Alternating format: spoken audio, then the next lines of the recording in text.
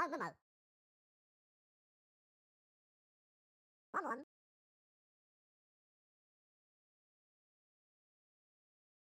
móm mộm,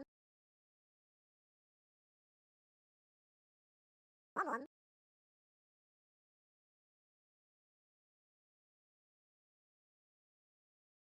móm mộm, móm mộm, móm mộm,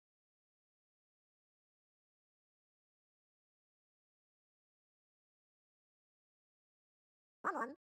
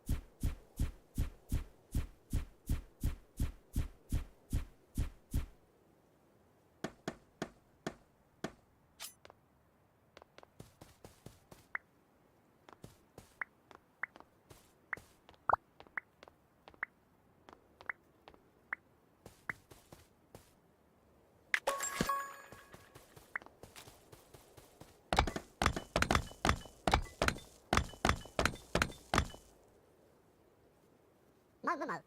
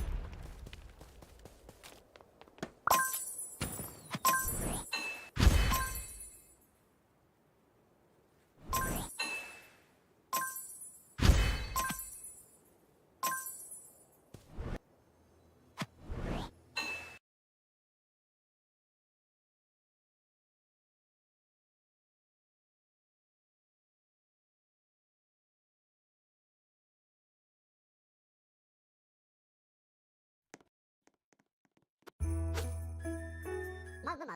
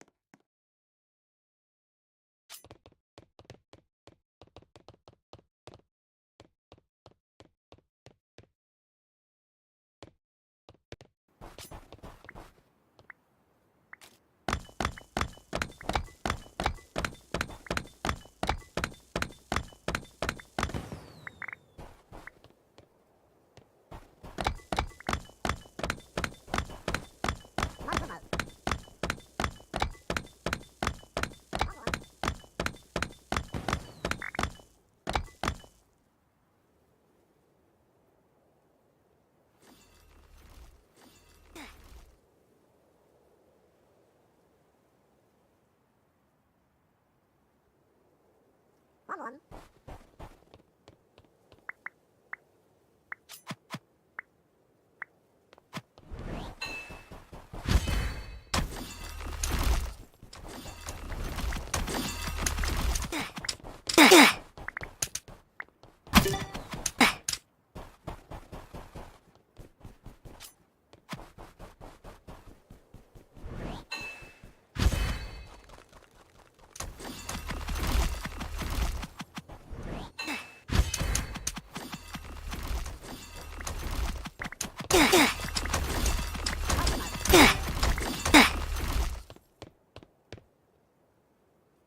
Muzz.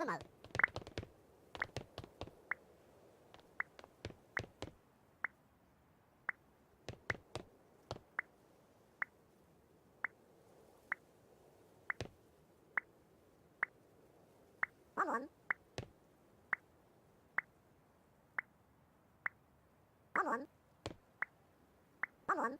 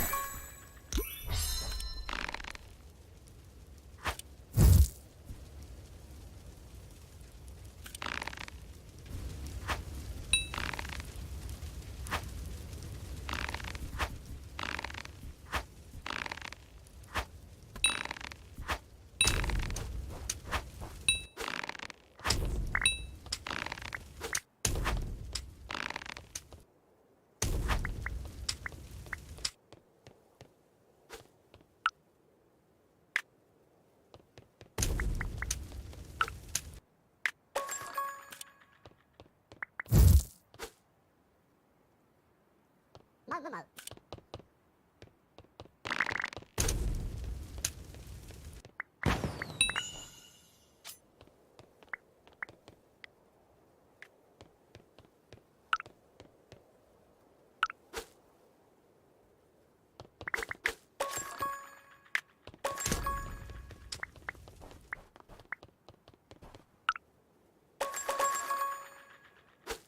Mom.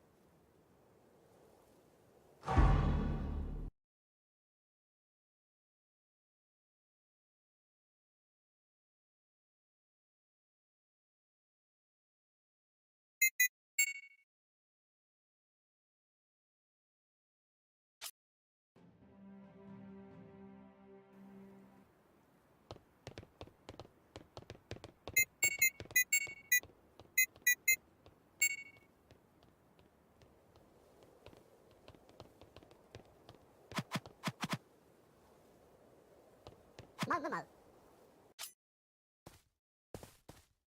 One. Mother mouth. Mother mouth.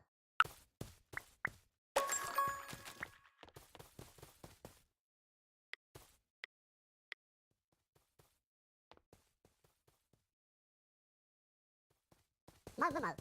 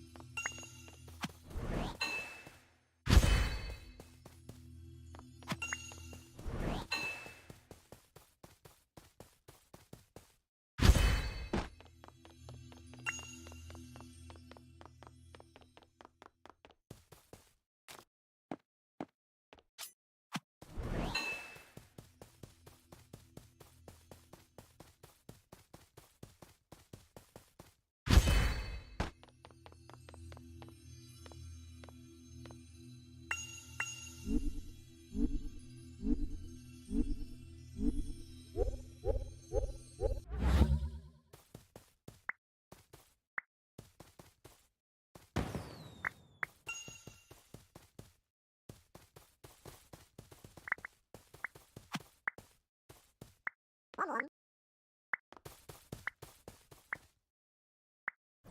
Mother mouth.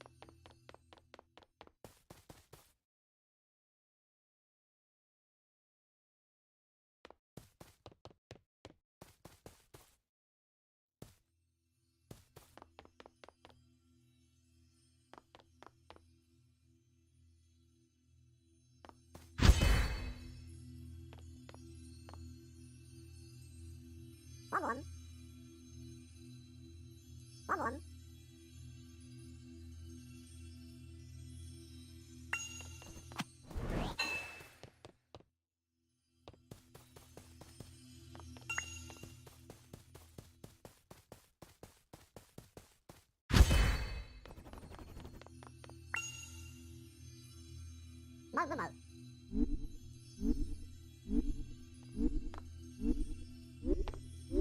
Mother mouth.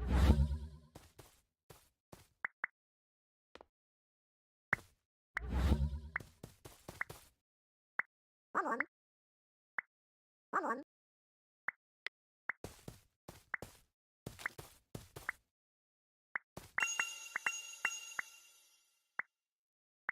One.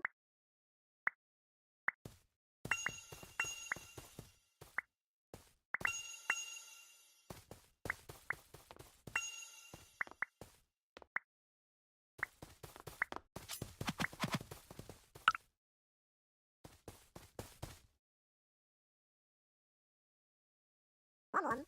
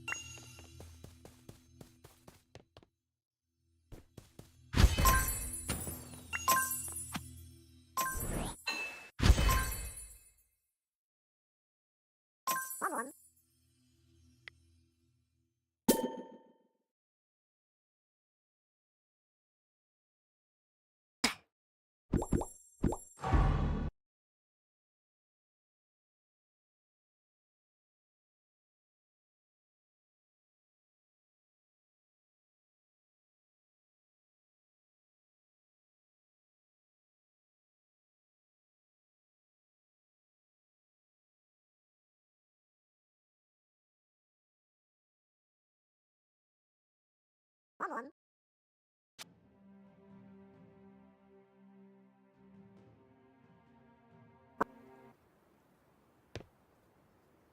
One.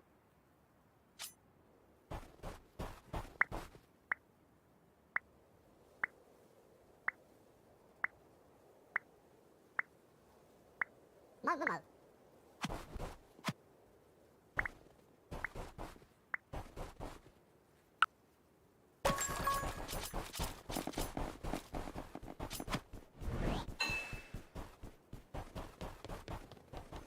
One.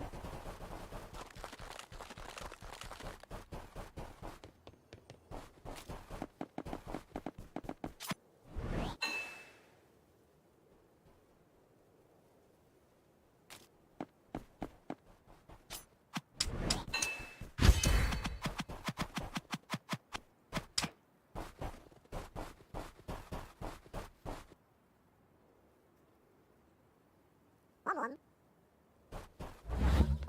One.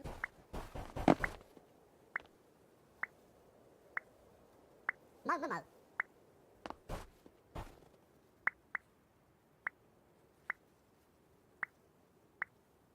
Mother mouth. Mother mouth. Mother mouth.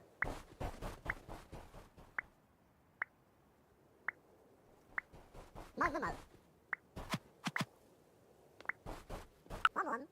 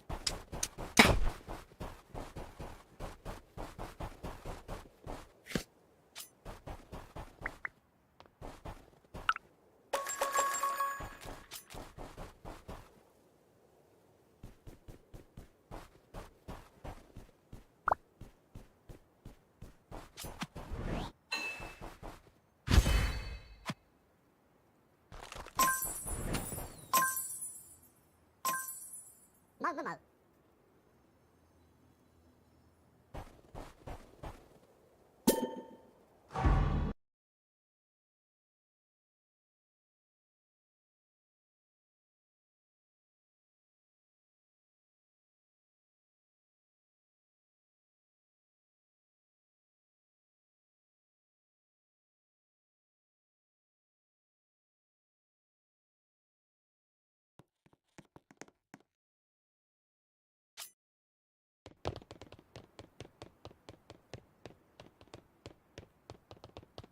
Muzzy. Muzzy. Muzzy.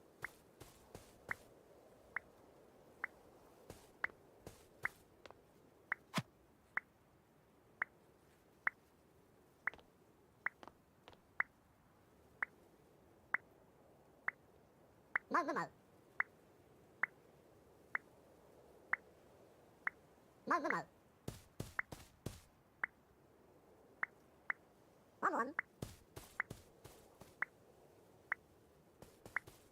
Muzzy. Muzzy.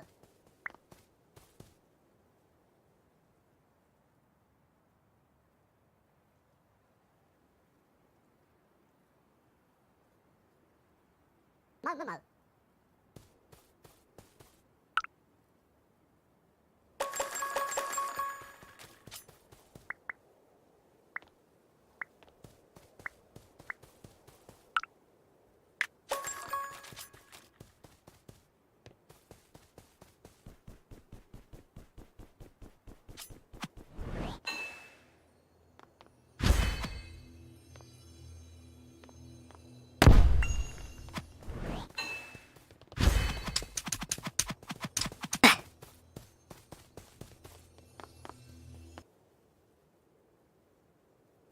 Muzzy.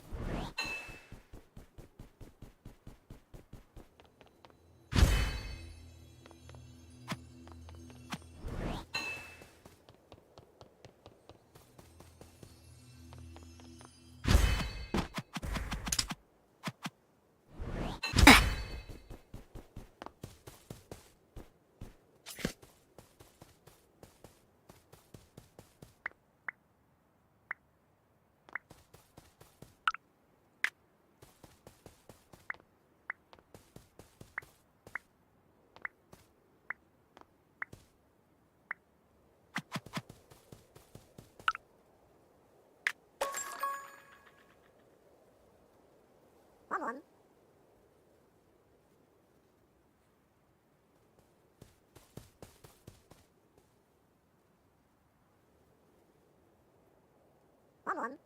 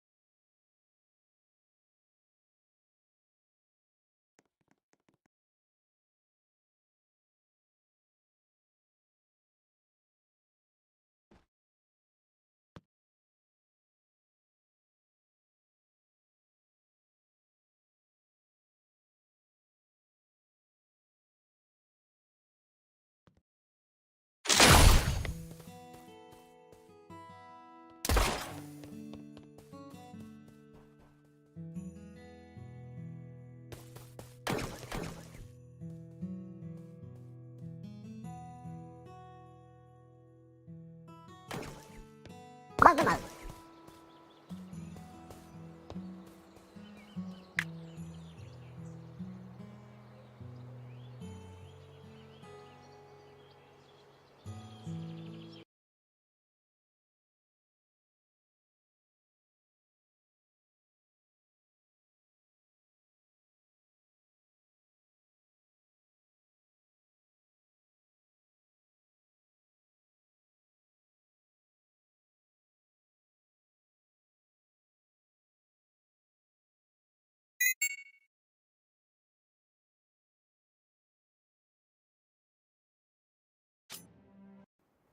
Mờ mờ.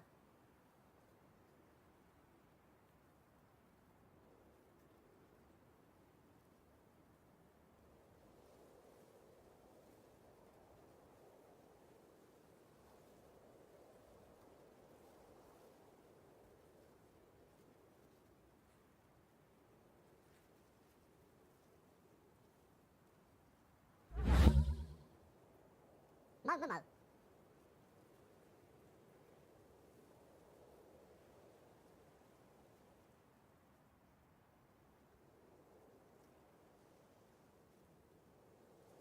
One.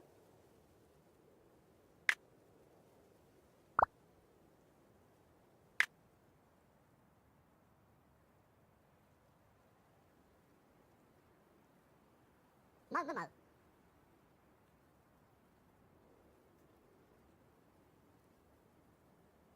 One.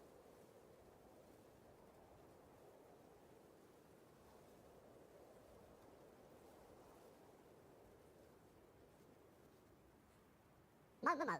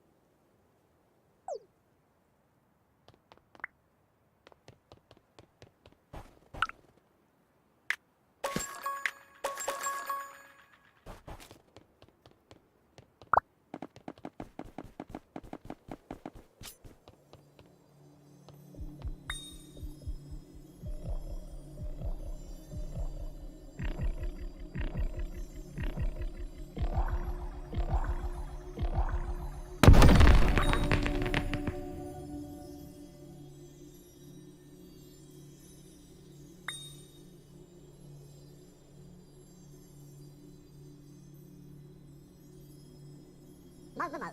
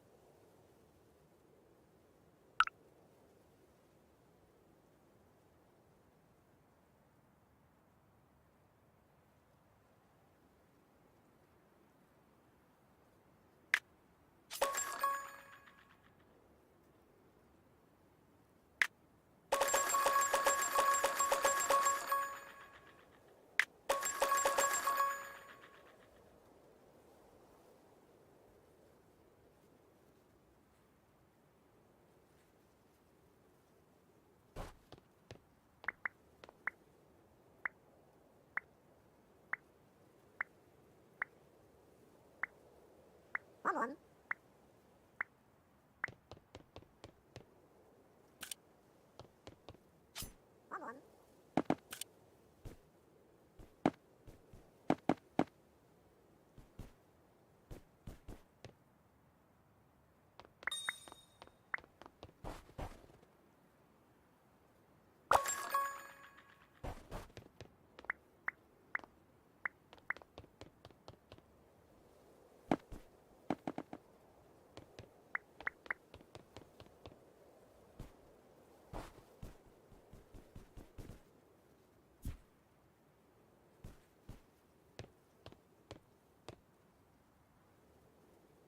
One one.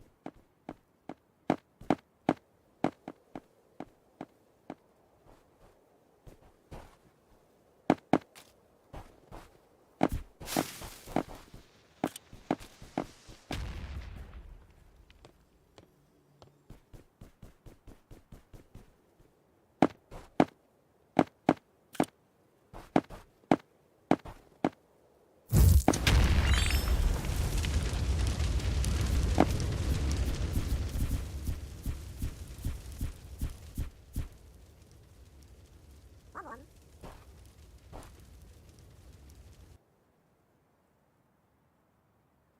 One one.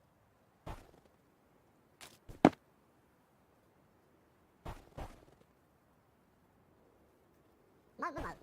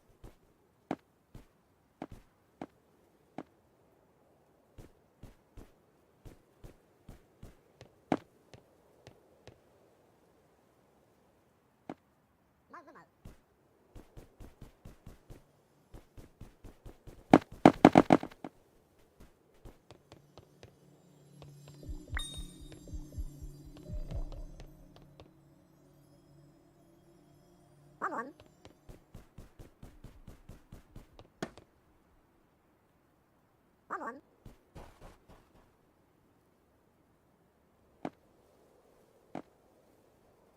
One one.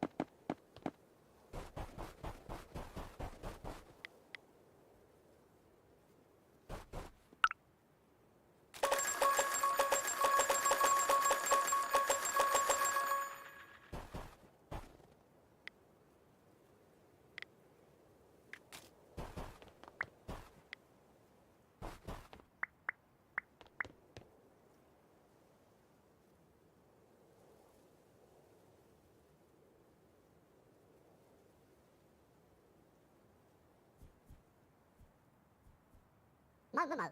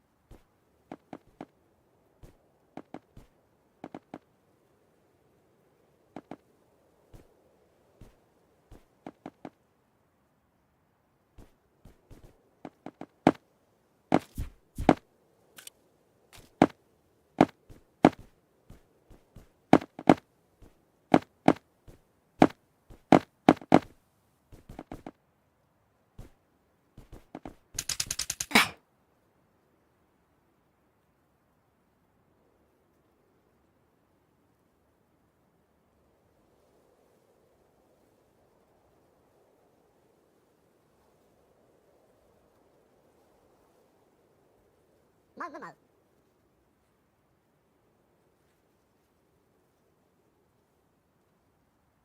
Mo mo mo.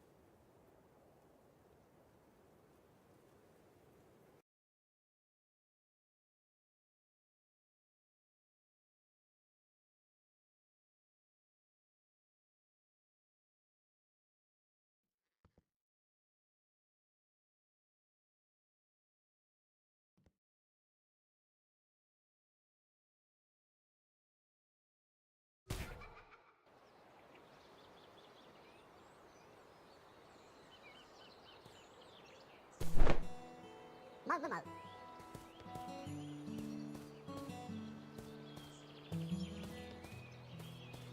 Mo mo mo.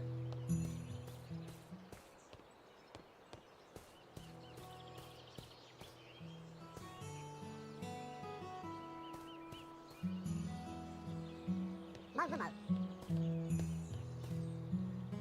One one.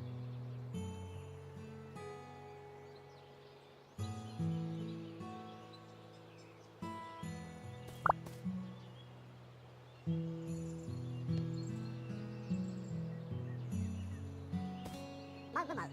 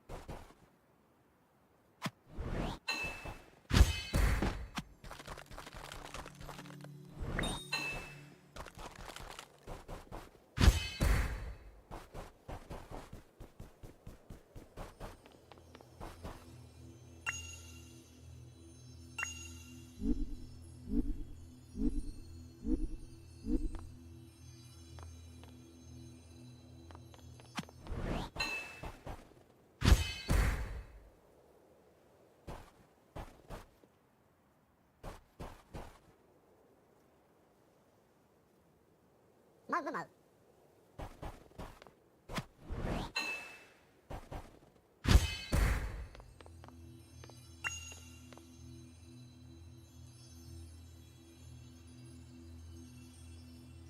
Mouse one.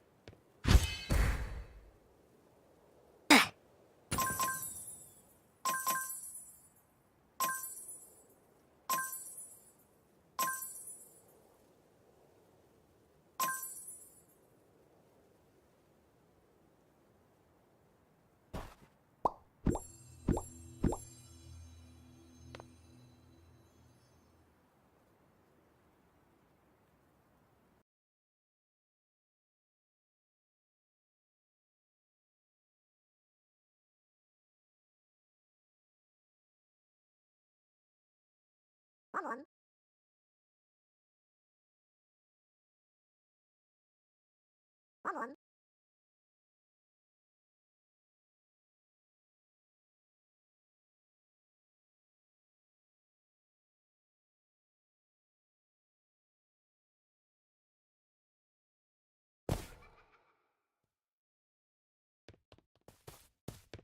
Number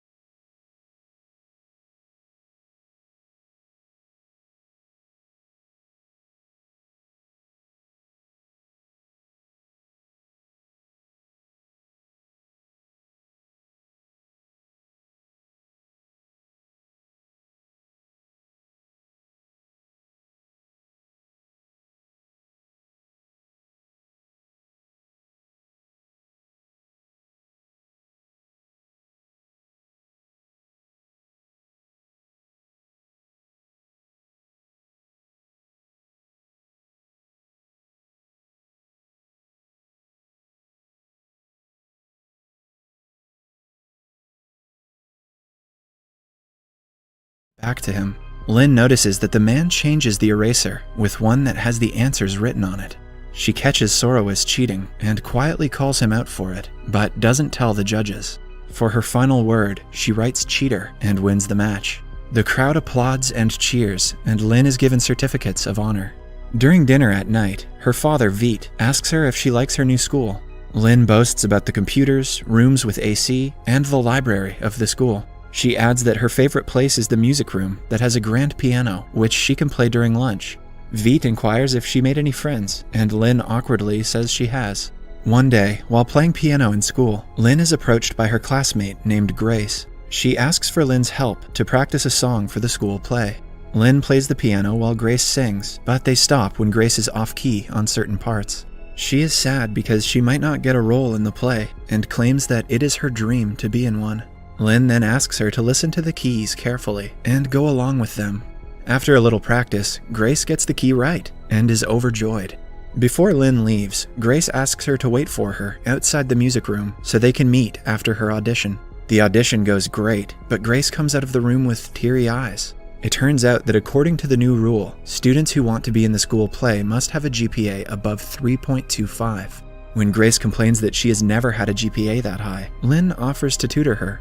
For the next few days, they study together in the library. Their math teacher, Sofan, tutors students outside of school. One day, Grace, who is also in his private class, brings a sample question paper that Sofan has provided. Lynn notices the questions are more difficult than the ones he teaches in class, but practices them anyway. A few weeks later, they are in their midterm math exam. For the first few minutes, Lynn answers all the questions with no difficulty, but then she notices most of the questions are identical to the practice questions that Grace had. It is clear to Lynn that Sofan had been providing test questions to the students who pay him for coaching outside school. She writes all the answers on an eraser, puts it inside her shoe, and kicks it back to Grace's desk. Grace gets the answers and copies them all down. When the results are out, Grace is overjoyed to get the highest marks she ever has. But since the girls score the same, Sofan is suspicious of them. He warns the girls to be careful, because if he finds them cheating, he will not go easy on them. After he leaves, Grace invites Lynn for dinner at her boyfriend Pat's house. In the evening, they go to meet Pat in a lavish restaurant right next to his apartment. He turns out to be a wealthy kid who is lazy and gets bad grades. After he treats the girls to dinner, he asks Lynn to help him in the exam, just as she did with Grace. The girls are surprised when Pat offers Lynn a lot of money to help him. His father has promised to buy him a sports car if he doesn't fail, hence, he desperately needs her help. However, Lynn doesn't want to risk getting caught, so she rejects the offer. She returns home at night to her father Veet eating noodles. Lynn asks him to be more careful with his diet and goes to her room. A while later, she hears him talk to someone on the phone about a loan. Lynn confronts him about this and finds out that he has borrowed money from his brother to pay for Lynn's tuition. The principal promised to provide her full scholarship if she wins the Scrabble contest, but because of a budget issue, Lynn and a guy from her school have to share the scholarship, meaning they will still have to pay half of the fee each semester. Lynn knows that her father cannot afford such prices and says she will transfer back to her old school, but Veet insists she will get more opportunities in this new one. Now, to get a full scholarship, Lynn will have to compete with the other guy and prove she is better. The following day at school, Lynn sees a little kid trying hard to get a balloon on the ceiling. She tries to help him but cannot reach it. Just then, a guy named Bank arrives and helps them. The kids call them a nice couple, making the two of them flustered. After the kid walks away, Lynn introduces herself and finds out Bank is actually the guy she is sharing her scholarship with. She asks him if they can still be friends, but Bank rejects her, saying that they're competitors. In the following scene, Lynn is back at Pat's apartment building. To pay for her father's loans and her tuition fee, she finally agrees to help him and Grace cheat in the exam. Her condition is that the couple will only get 3/4 of the answers, so their teacher won't suspect them. Pat accepts the deal.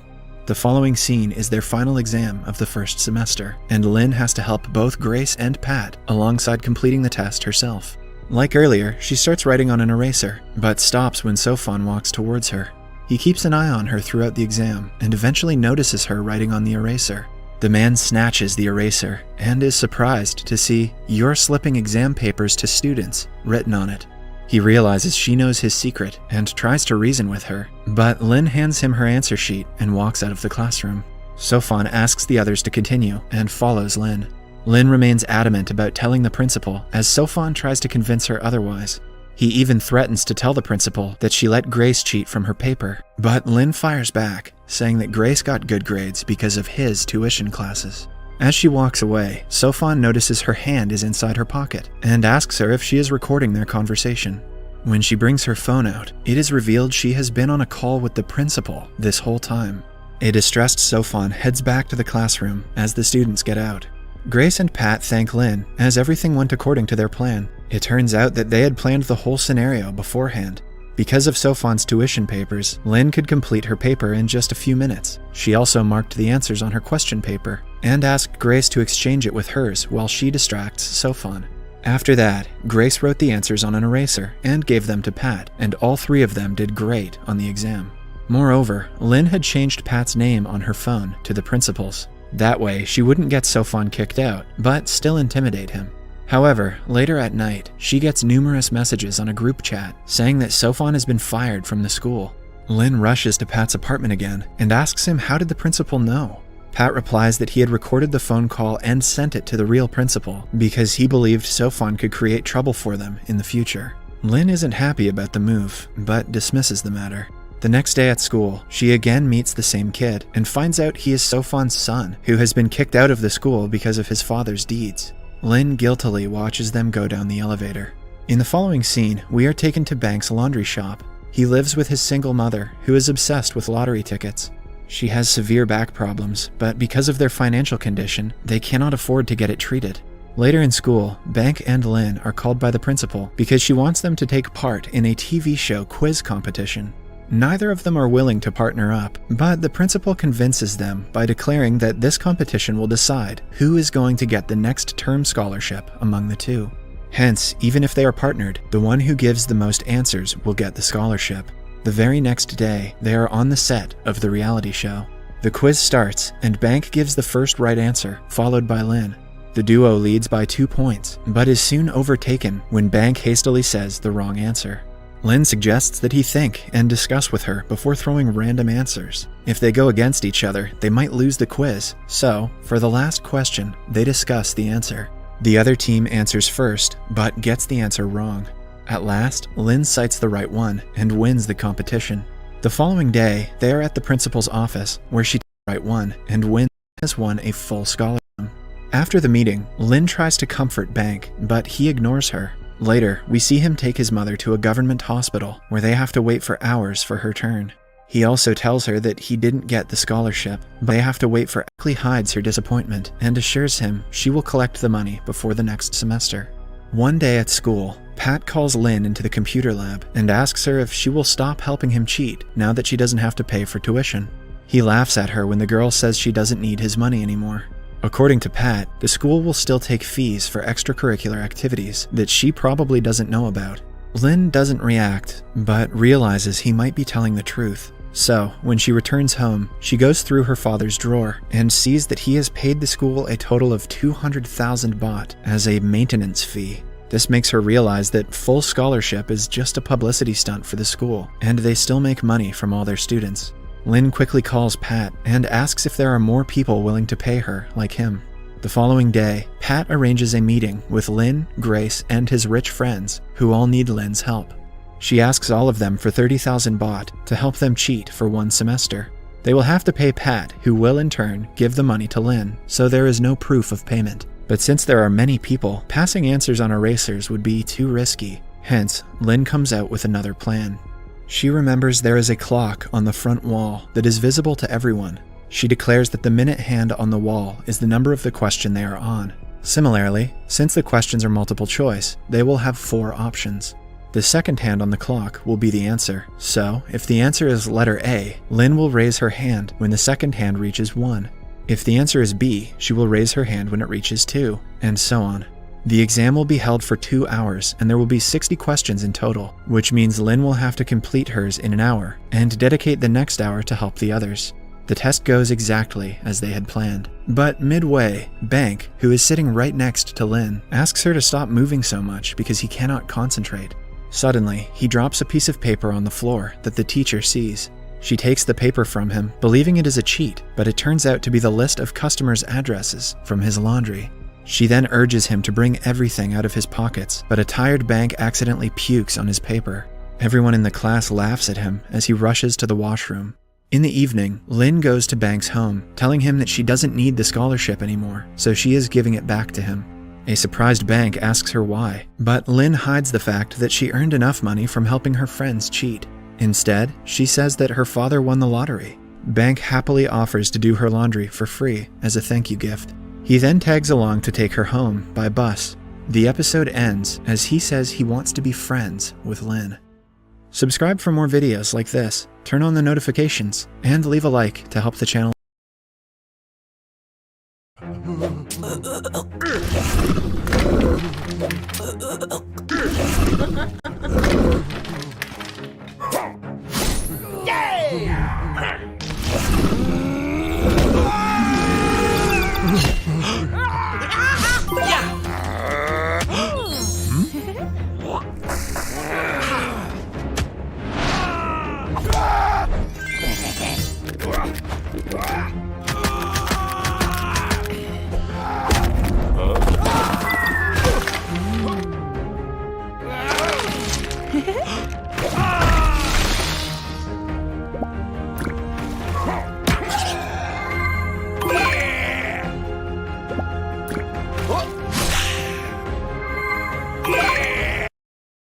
The newly married couple, Tom and Jill, just moved into a new home gifted to them by Tom's mother. The two of them were talking and eating when they suddenly heard a thud coming from the basement. They went to the basement and were utterly confused when a dog suddenly came out of nowhere. Nonetheless, they were still happy that they now have a dog that Jill named Unagi. They renovated their new home with the help of Tom's friend, Jason. And at night, they had a small housewarming party with Jason and his girlfriend. As they were talking about their childhood, Tom mentioned Jill's drawings of her and a made-up character she named Pretzel Jack, who is inspired by a contortionist. The next day, Jill was walking around the store when she saw Tom talking to a woman. When they got back home, she asked Tom who the woman was. Tom answered that the woman was named Sarah, and he once renovated her and her husband's master bedroom. Jill was still suspicious, though. She asked if Tom slept with the woman, and Tom got defensive, telling Jill that he wasn't going to cheat on her like Jill's father did on her mother. The two of them reconciled that night, and while they were sleeping, Jill had a nightmare. The next day, Tom and Jill saw a blue door in the basement, and they were creeped out as there hadn't been a door in there before. Tom called Jason, and they tried opening the door, but to no avail. Left with no other choice, Jason used a shotgun to break the doorknob, and the three of them opened the door only to see another door at the other end of the hallway. The door has a single handprint on it, and just like the first door, it was also locked. For days, they tried everything to open the door, but the door stayed locked. One day, Jill visited the therapist she has been going to for some time now, telling him that she feels unsafe because of the door in their house and that she can't trust Tom, who was obviously hiding something from her. That night, Jill caught Tom visiting another woman and went back home to go down the basement. She put her palm against the handprint, and the door opened. She entered when, suddenly, her flashlight died, causing her to not see someone passing by in front of her. When she finally managed to open the flashlight again, she saw a man standing in the corner of the room. The man suddenly ran towards her and out the door, and she called the police. The cops said that it must have been a break-in, but Jill told them that the intruder was already inside the house. Tom asked the cops if they could have someone stay and watch the house from outside for the night. The next day, Jill called Sarah, who told her to tell Tom to stay away from her or she was going to file a restraining order against him. Suspicious, Jill visited Jason to ask him if he knew something about Tom and Sarah, but Jason only told her that there was nothing going on. When Jill insisted on asking about Tom and Sarah's relationship, Jason started gaslighting her. As they were arguing, they didn't notice that the man from the basement was also there, standing idly before attacking Jason and murdering him. Shocked, Jill wasn't able to do anything but scream for the man to stop. The man started bending and doing tricks before leaving.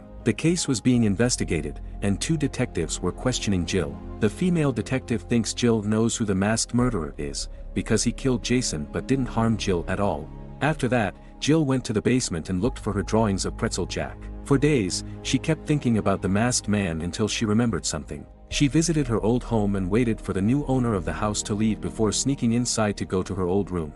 She knelt down in the closet and broke the thin wall that was covering a small door that looked exactly like the door in her new home's basement. She opened the door and saw a human-like figure with a mask on. Back in her own home, she was putting clothes on when she saw the masked man staring at her through the gap in the bathroom door. When Tom checked inside the bathroom, the man was gone. She visited her therapist again, telling the man that Pretzel Jack had become real, but the therapist didn't believe her and started coming up with reasons as to why she thought the masked man was Pretzel Jack. The light started flickering just as Jill became agitated. Then it stopped when Jill left. Jill decided to open up to her neighbor, Ian, instead, and the man listened to her without any judgment. When they both realized that the masked man, whom Jill thinks is really Pretzel Jack, killed Jason because she was angry at him, the two of them quickly went back to Jill's therapist, whom she had just gotten angry at earlier that day. When they saw that the therapist was still alive, the two of them left again. Meanwhile, Tom visited the mysterious woman again. It turns out that the woman is an unconventional therapist who is helping Tom forget all his problems through floating meditation.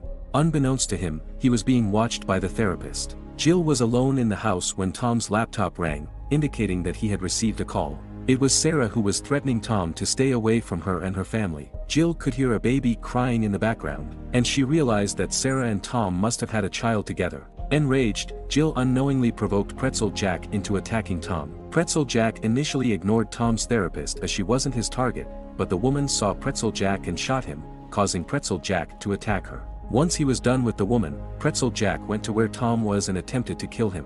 Tom managed to escape but got pinned down and stabbed in the chest by Pretzel Jack. The injured woman saw Tom struggling and shot Pretzel Jack one last time before dying.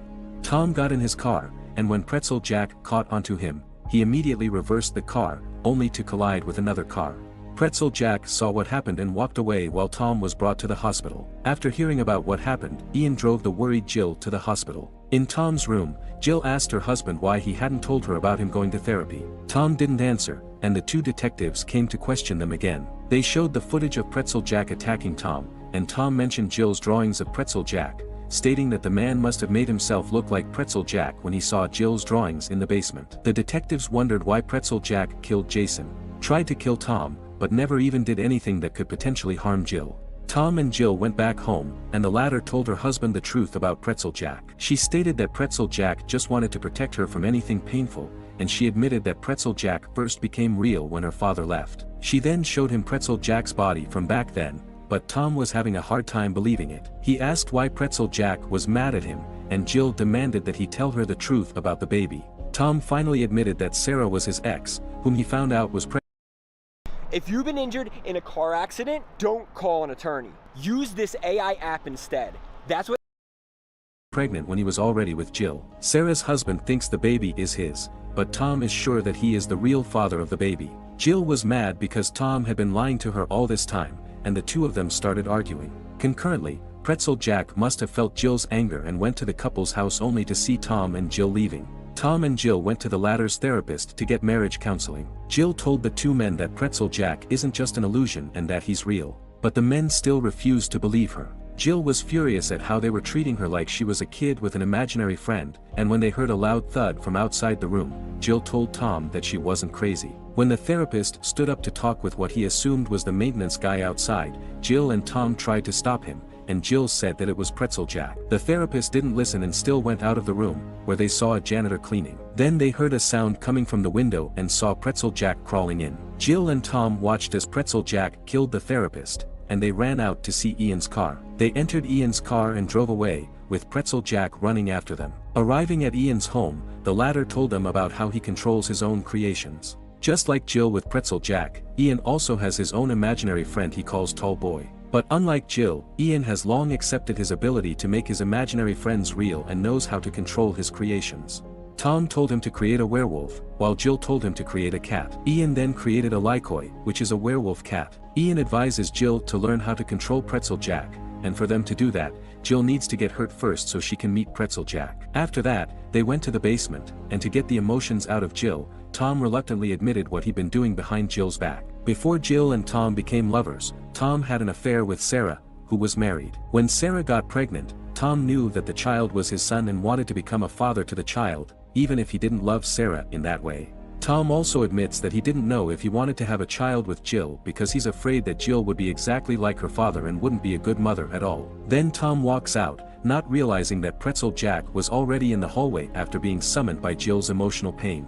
Pretzel Jack ran past Tom and approached Jill, who was entranced at the sight of Pretzel Jack. Oddly feeling safe, Jill hugs Pretzel Jack, who hugs his creator back. Everything was going well until Sarah visited their home and Jill saw her and Tom talking. Jill got angry, and Pretzel Jack attacked Tom and Sarah. Pretzel Jack was able to stab Sarah in the leg before Tom and Sarah ran away. When they arrived at the equipment room, Tom learned that Sarah only visited to tell him that she took a DNA test and discovered the child wasn't Tom's son. Tom left Sarah in a room for a while to keep her safe and went out alone. Pretzel Jack saw him and started chasing him until they reached a swimming pool area, where Pretzel Jack tried to drown Tom. Jill saw what was happening and panicked. Ian then calmed her down and helped her control Pretzel Jack. Once she was able to control Pretzel Jack, she decided to destroy Pretzel Jack, who exploded underwater. After what happened, Sarah was then brought to the hospital, where she talked to Jill alone. Tom only kept on bothering Sarah, not because he was in love with her, but because he wanted to be a father to the son he assumed was his.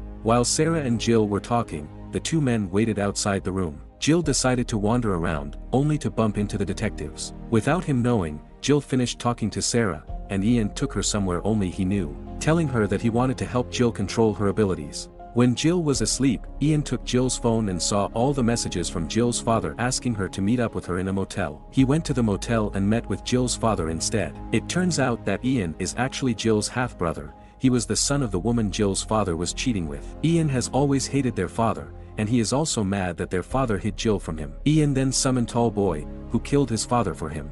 They cleaned up the body and left the motel, not realizing that Tom saw him leaving the motel. Tom got a call from Jill's father because the latter couldn't get a hold of her, so Tom decided to go to the motel on behalf of Jill, only to find Ian leaving the motel. When he entered the room, he was confused because he didn't see Jill's father anywhere. The next day, Ian started training Jill how to control her abilities. When she failed, Ian assured her that it was alright, and he suddenly admitted that Anagi, Jill's dog, was actually just an imaginary dog that he created as a gift for Jill. Meanwhile, Tom realized the same thing when he saw another dog that looked exactly like Anagi. He followed the dog to Ian's house, and he went to the basement. He looked into the boxes and saw a bunch of Jill's pictures from when she was still young. Jill was standing outside the house when she suddenly felt like she was being watched. She could hear a low growl, and she followed where it was coming from. She entered the house and saw a closet. She opened it and sighed in relief when she saw that it was just filled with a bunch of random stuff. But then she saw a pug doll that looked exactly like the one she lost when she was a kid,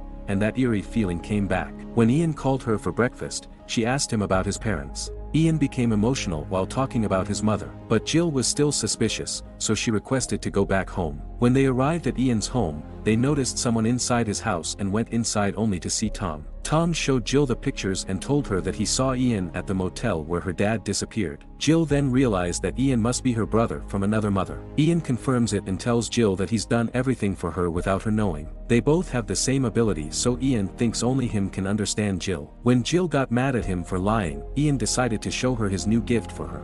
They went to the garage, where Tom and Jill saw her father getting eaten by a bunch of pugs. Ian let Jill call the cops for murders, and he willingly confessed that he was the masked murderer. He was arrested by the two detectives, and on their way to the police station, a school bus stopped in front of them. That's when Tall Boy came to kill the detectives and help Ian. Meanwhile, Tom and Jill were spending some time together when Jill accidentally created a baby that had no arms or legs. Creeped out, Ian refused to hold the baby, which upset Jill, who told him to leave her alone for a while. Tom went out of the house and saw a bloody Ian standing there. Tall Boy killed the cop that was still in Ian's house. And Ian... This marks the potential start of a third world war, where we will be hit with a silent, Ian created a door on Tom's front door, revealing a red-hooded woman. Tom was then knocked out and kidnapped by Ian. When Jill realized Tom was gone, she saw a dead cop in front of Ian's house and approached the body. There, on the ground, she saw a sign telling her to meet Ian in the ghost neighborhood that their father had created. When Tom woke up, Ian mocked him and told him that Jill was soon going to divorce him, once she realized that Ian was the only one who could understand her. And that Jill doesn't really love Tom, and she only chose him because he's the safe choice. When Ian suddenly winced in pain, Tom used that as a chance to escape and sprinted away immediately, with Tall Boy chasing after him. It was already night when Jill reached the ghost neighborhood. A truck stopped in front of her, and a man stepped out. She asked if the man saw anything suspicious when slimy, hooded figures suddenly surrounded them. The hooded figures killed the man, and one of them stabbed Jill's tire. Jill ran away and hid when she saw Tall Boy. Then she heard a sound coming from a house and saw Tom. She approached Tom and asked him if he was fine. She tried to bring back Pretzel Jack, as he's the only one who can help them at this point, but she couldn't do it, and Tom was acting weird. When Jill failed, Tom told her it was fine and kissed her. Jill gripped Tom's hand, and a white fluid was seen oozing out of his hand. Jill realized that it wasn't Tom she was speaking to, but just another creation Ian was controlling so he could feel Jill.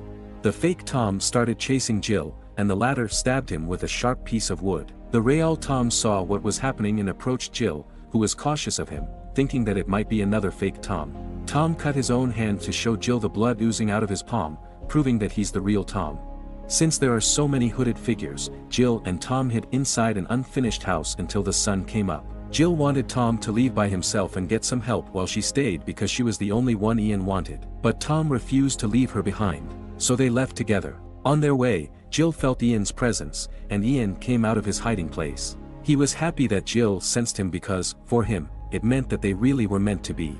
Ian commanded Tall Boy to chase the couple and kill Tom. He tries to run after them too, but he's already weak since he's been using up all his strength for his creations too much. Tom and Jill hid inside another house, where Tom apologized for lying to Jill, and not believing her when she told him about Pretzel Jack the first time. Jill then decided to create Pretzel Jack again while Tom distracted Tall Boy. By the time Tall Boy caught her, Pretzel Jack had already been created. Ian and Jill fought using Tall Boy and Pretzel Jack. When Tall Boy lost, Ian could also feel the pain. Knowing that this would never end as long as Ian could still create monsters and send them to kill them, Jill planned to just kill Ian to end it once and for all. The three of them ran after Ian, and the slimy, hooded figures also started chasing them.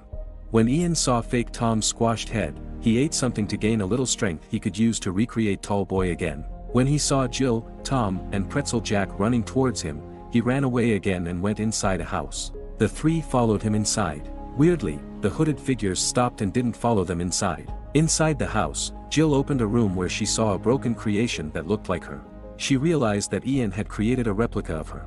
She then opened the double door and saw Ian sitting with multiple doors all around the room. That's where she learned that the door in her basement was created by Ian. It was Ian's way of giving Jill a little push to realize her ability and feel the connection between the two of them. He tried explaining to Jill why they were so much better together, but Jill rejected him and his crazy ideas. Enraged, Ian grabbed hold of her. Seeing Jill struggling against Ian, Pretzel Jack walked towards them to help her, but Tall Boy appeared and killed Pretzel Jack.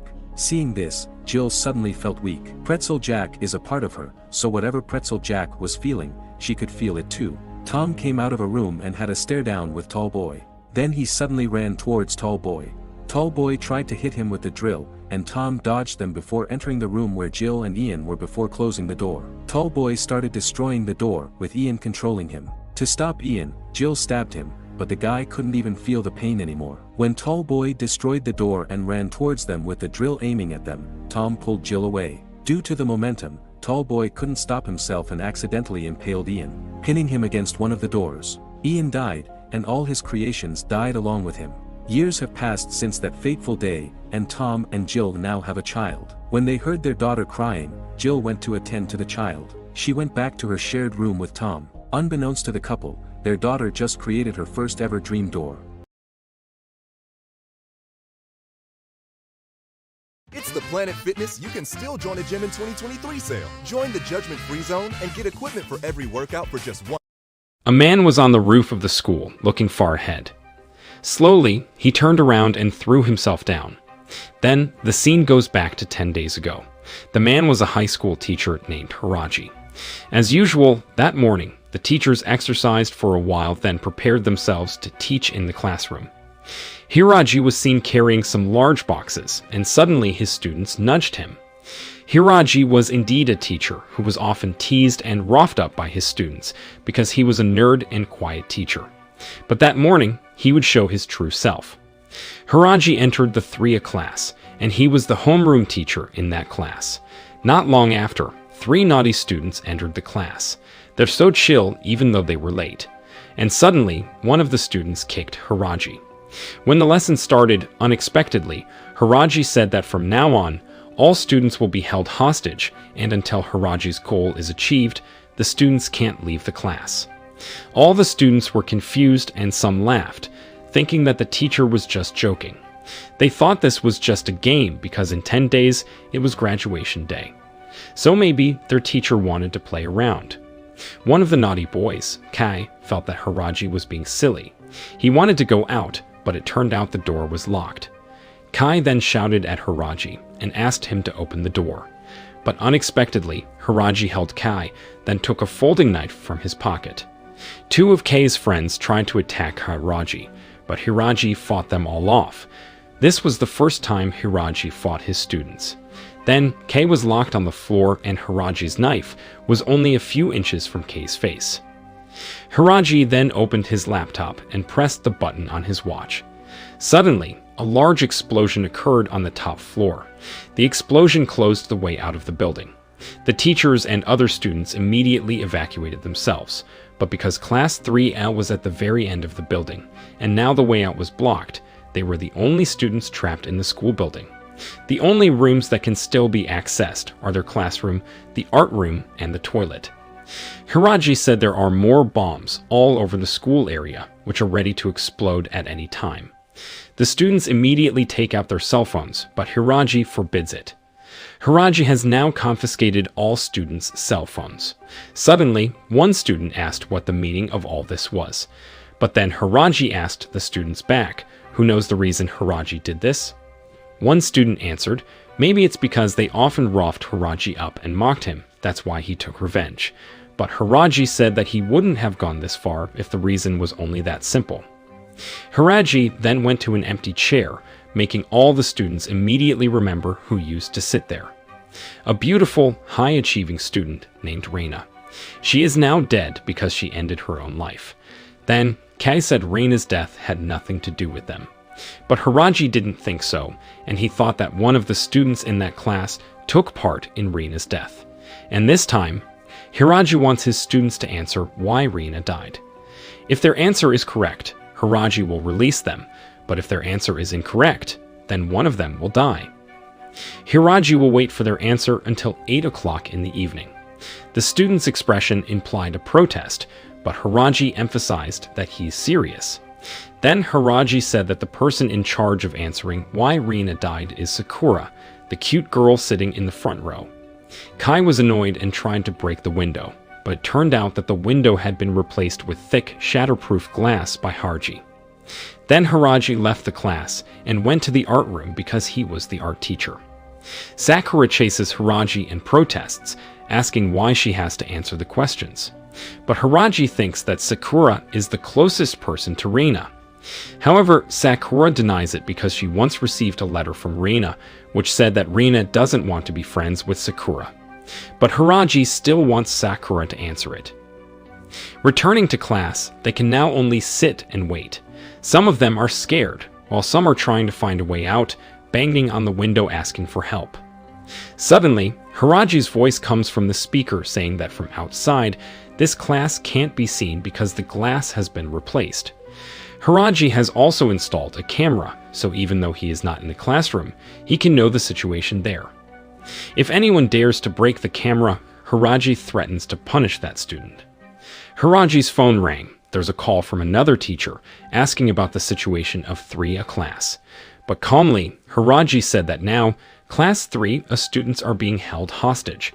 The scene moved to another place, showing 2 policemen were chasing a criminal. Suddenly, one of them was called and received news that some senior high school students were being held hostage. At school, a male student named Ren was calming his girlfriend, Suzune, from this scary situation and said if everything will be fine. Meanwhile, 3 students went to the toilet, and it turns out one of them managed to hide a tablet, and they were planning to call for help. But again, Hiraji's voice appeared on the speaker. Apparently, he could also see the situation in the toilet. He came and took the tablet. Apart from that, Hiraji covered the window in the toilet with an iron plate so that the students couldn't escape. While outside, the other teachers looked panicked and confused about what to do.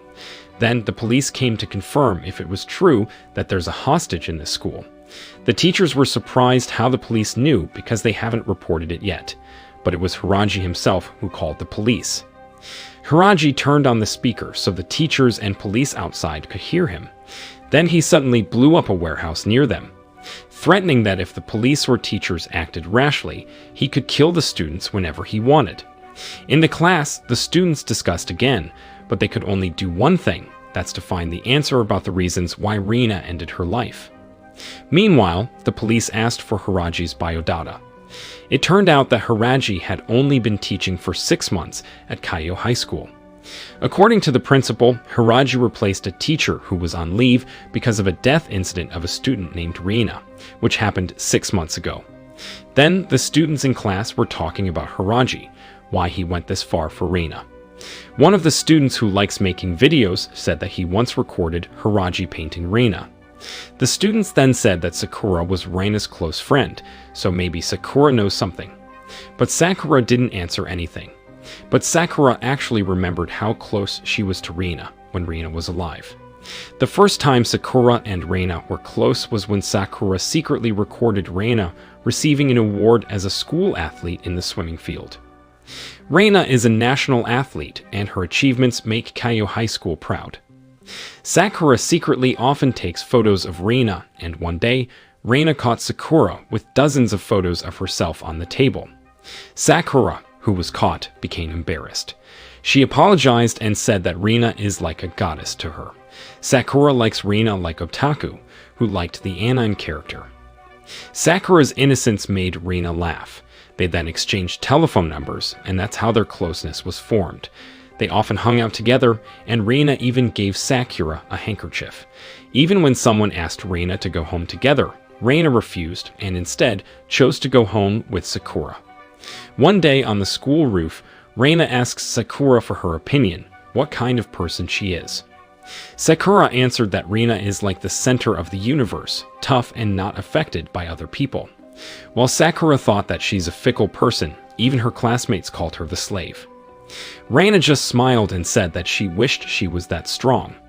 The scene back to the class, when Kai suddenly said that Reina used drugs and the swimming club should be responsible for Reina's death, not them. Other students also agreed, but several students from the swimming club in that class did not accept it. On the other hand, the parents of the students were coming and asked for clarification about their child. Not only that, now the media and journalists started to come. The Central Police also came, and a commander named Toru also came there. He wanted to see for himself how the situation at the school was. Not long after, snipers and special forces started to enter the school building to save the hostage. Hiraji saw it all from the CCTV. And now in 15 minutes, it will be 8 p.m. Hiraji went into the classroom. Then he came to Sakura and asked what her answer was. A student suggests Sakura to talk about the drugs. Then Kai kicked a chair because he couldn't wait anymore since Sakura was still silent. Finally, Sakura said it. She said that Rina was caught using doping, so she ended her life. Hiraji asked if Sakura was sure about her answer, and if Sakura had seen Rina use drugs. Sakura was confused, then finally revised her answer. What actually happened was that Rina was bullied by all the students in her class because of her doping problem. It wasn't just her seat which was crossed out, but the news was also viral on social media. Reina clearly denied it, but she didn't have the courage to fight back. Since then, Reina was ignored by other students who thought she didn't exist.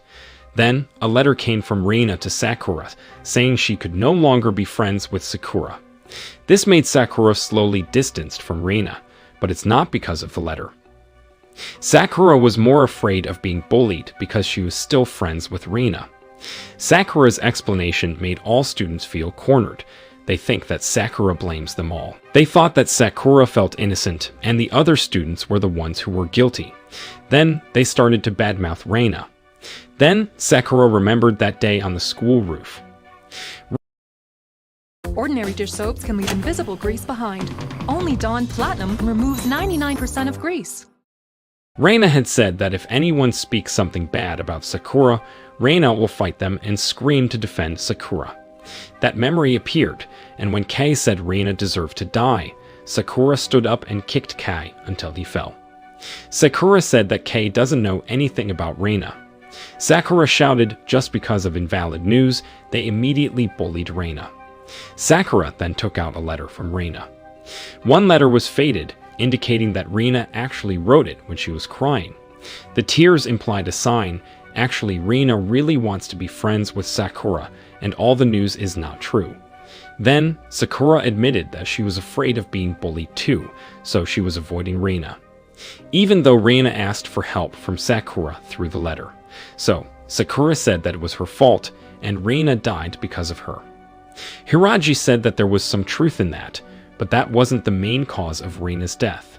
Then Hiraji said he knows the main cause because Rina once told him why she ended her life, and Hiraji said that's their job for the next 10 days to look for the main cause of Rina's death. Hiraji starts looking for one student to kill because Sakura's answer is incorrect. All students start to panic, but Hiraji doesn't care and even looks excited. He even blows up the roof of the classroom, making the students fall silent again. One of the students asks Hiraji to just kill Sakura. Moreover, Sakura had admitted her mistake, so deserved to die. The other students just kept quiet, as if they agreed. Hiraji asked if they really had the heart to let their friend die so they could live. Hiraji laughed and cursed at them. Hiraji says that they should face problems, instead of running away and graduating with bad traits. The alarm suddenly sounded and the troops have entered the classroom area. Hiraji called the police and said that he didn't like an intruder coming in. Hiraji slammed a student named Ren. He took a knife, then stuck it right in Ren's chest. The screams from students in the class were heard by the police, making the troops finally retreat. The students stared in disbelief that Hiraji had really killed Ren. Hiraji dragged Ren's body to the art room and told Sakura to bring a laptop in. In the art room, Sakura saw Rina's painting, which had been torn up. But behind it, there is another painting of Rina, and in this painting, she is smiling.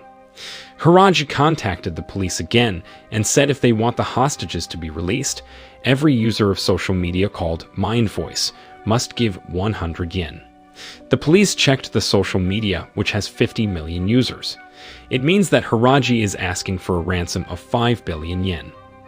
The next morning, the students look happy and smile while doing exercise as if yesterday's incident didn't exist. It turns out it was an order from Hiraji. He forces them to keep smiling, even after the terrible incident they experienced yesterday. No one knows what it means and the reasons behind it. Meanwhile, the police are checking information about the student who was killed last night. His name is Ren, and Ren's parents are now asking for clarity about their child. Hiraji suddenly contacted the police again and said that the money collected from the main voice users, only 400,000 yen, far from the target of 5 billion. But the police think that Hiraji is acting too calmly, which means that Hiraji's goal is not ransom money. The scene back to class, and now the students are having breakfast. Then, Suzune, Ren's girlfriend, gets angry at Sakura because she thinks it's because of Sakura, Ren is now dead. On the other hand, the two boys are seen entering the art room. Hiraji suddenly comes out and catches them there. They are nervous and then they return to class. That morning, Hiraji starts his lesson, discussing Reina's death again. He says the news about Reina wearing doping has spread on social media called Mind Voice. Hiraji found an account that was constantly posting the news, and the account name was Urina GX. One post highlighted by Hiraji was a video that the account uploaded. It showed the person was in Reina's locker, holding a bottle of doping medicine. The video was cut, and then Reina was seen taking medicine in front of her locker. Of course, from the video, it looks like Reina is taking drugs, but Hiraji is saying that the video is a manipulation, which was deliberately made to slander Reina. The owner of the account is in 3rd grade a class, and the student's task today is to find out who the person is. Hiraji gave time until 8 p.m., and if they don't succeed, then one of them will die. The two police now go to the place where Hiraji used to teach before. The principal said there was indeed a case about Hiraji at their school. Hiraji used to date a teacher at this school, but there are rumors that Hiraji was so rude to his girlfriend, and she is now suffering from a mental disorder. Back in class, the two students who went to the art room this morning said they didn't see Ren's body in Hiraji's room. That means Ren might still be alive and Hiraji just pretended to kill him. Some of them thought Hiraji was just scaring them. The scene flashbacks to when Rina was still alive. She had experienced threats, like her shoes being dropped in the toilet. When Sakura appeared, Reina lied and said that she herself had been careless and dropped it. Then, when Reina came home, it seemed as if someone was following her. Even Reina once got her swimsuit cut off. The climax was when she was in her room, her window was thrown with stones. In the class, a student named Yuzami saw Sakura holding a handkerchief and asked where she got it.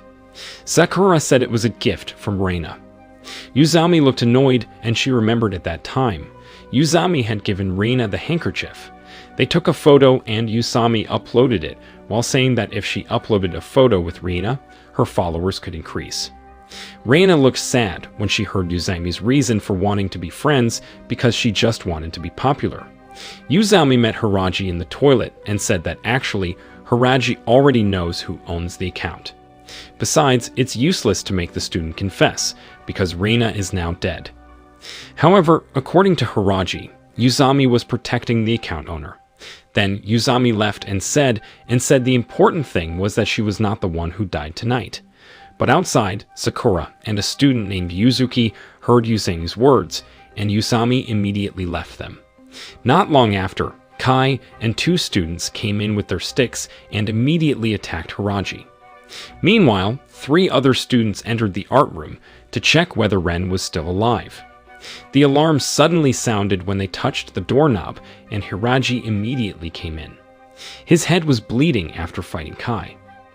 Hiraji went mad, making the students scared. In another place, 2 policemen are visiting Hiraji's ex-girlfriend's house. The father greeted them, and they chatted. According to the father, Hiraji is a scary man. Fumika, the woman's name, is now suffering because of Hiraji. Time has passed and now it's almost 8 p.m. Kai couldn't wait anymore, so he started asking the students one by one and pushed his friend to get an answer. One student accused Kai, who was the most emotional, and he looked suspicious because he once said that Reina deserved to die. Kai was angry and hit his friend. Then, a female student said the video was recorded in the women's changing room, so it doesn't seem like a male student was the perpetrator.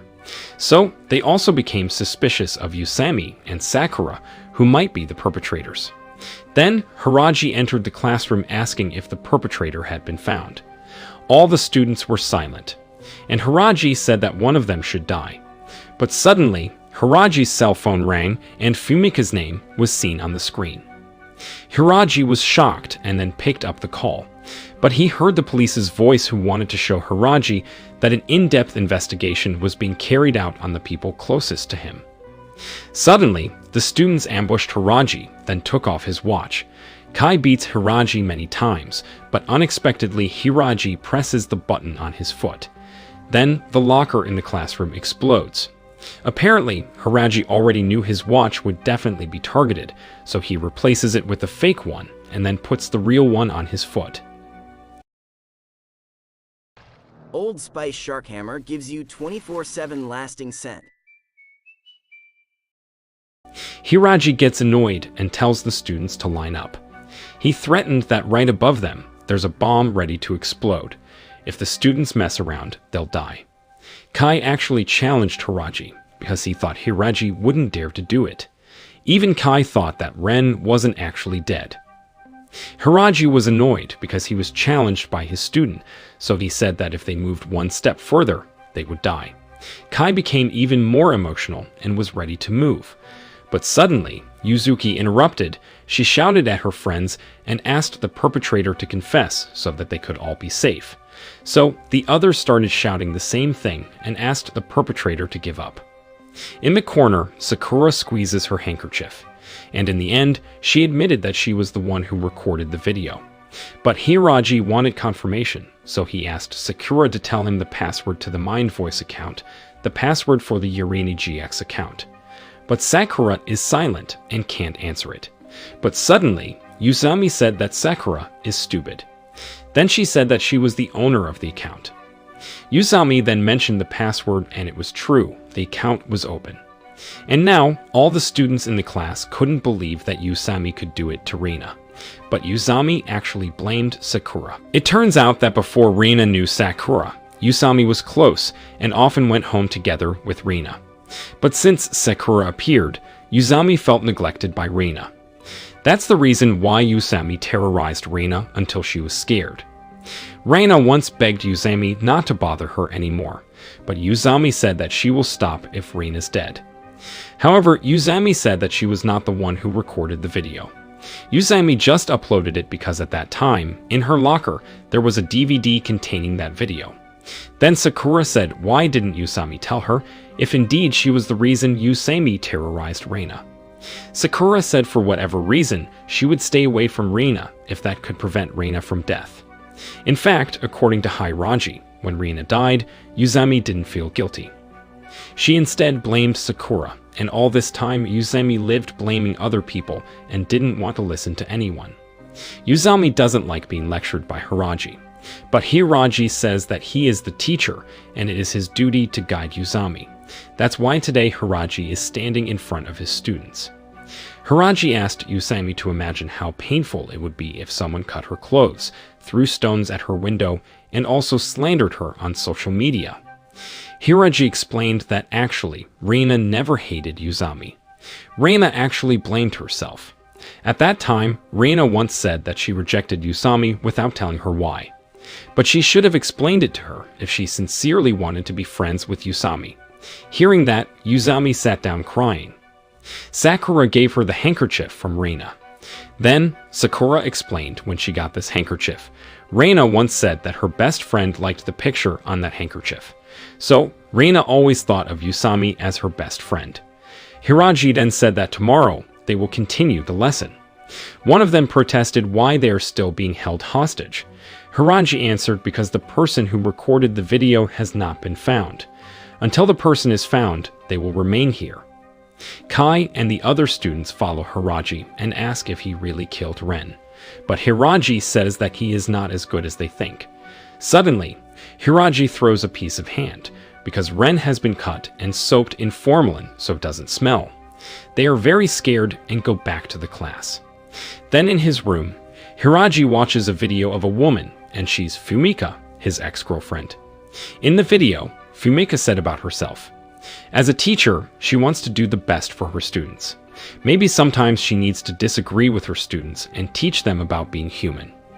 Suddenly, Hiraji got a call from the police again, and they asked how the students were doing. Hiraji then asked for 30 onigiri for the students. The request will be granted and sent by the central commander, Toru.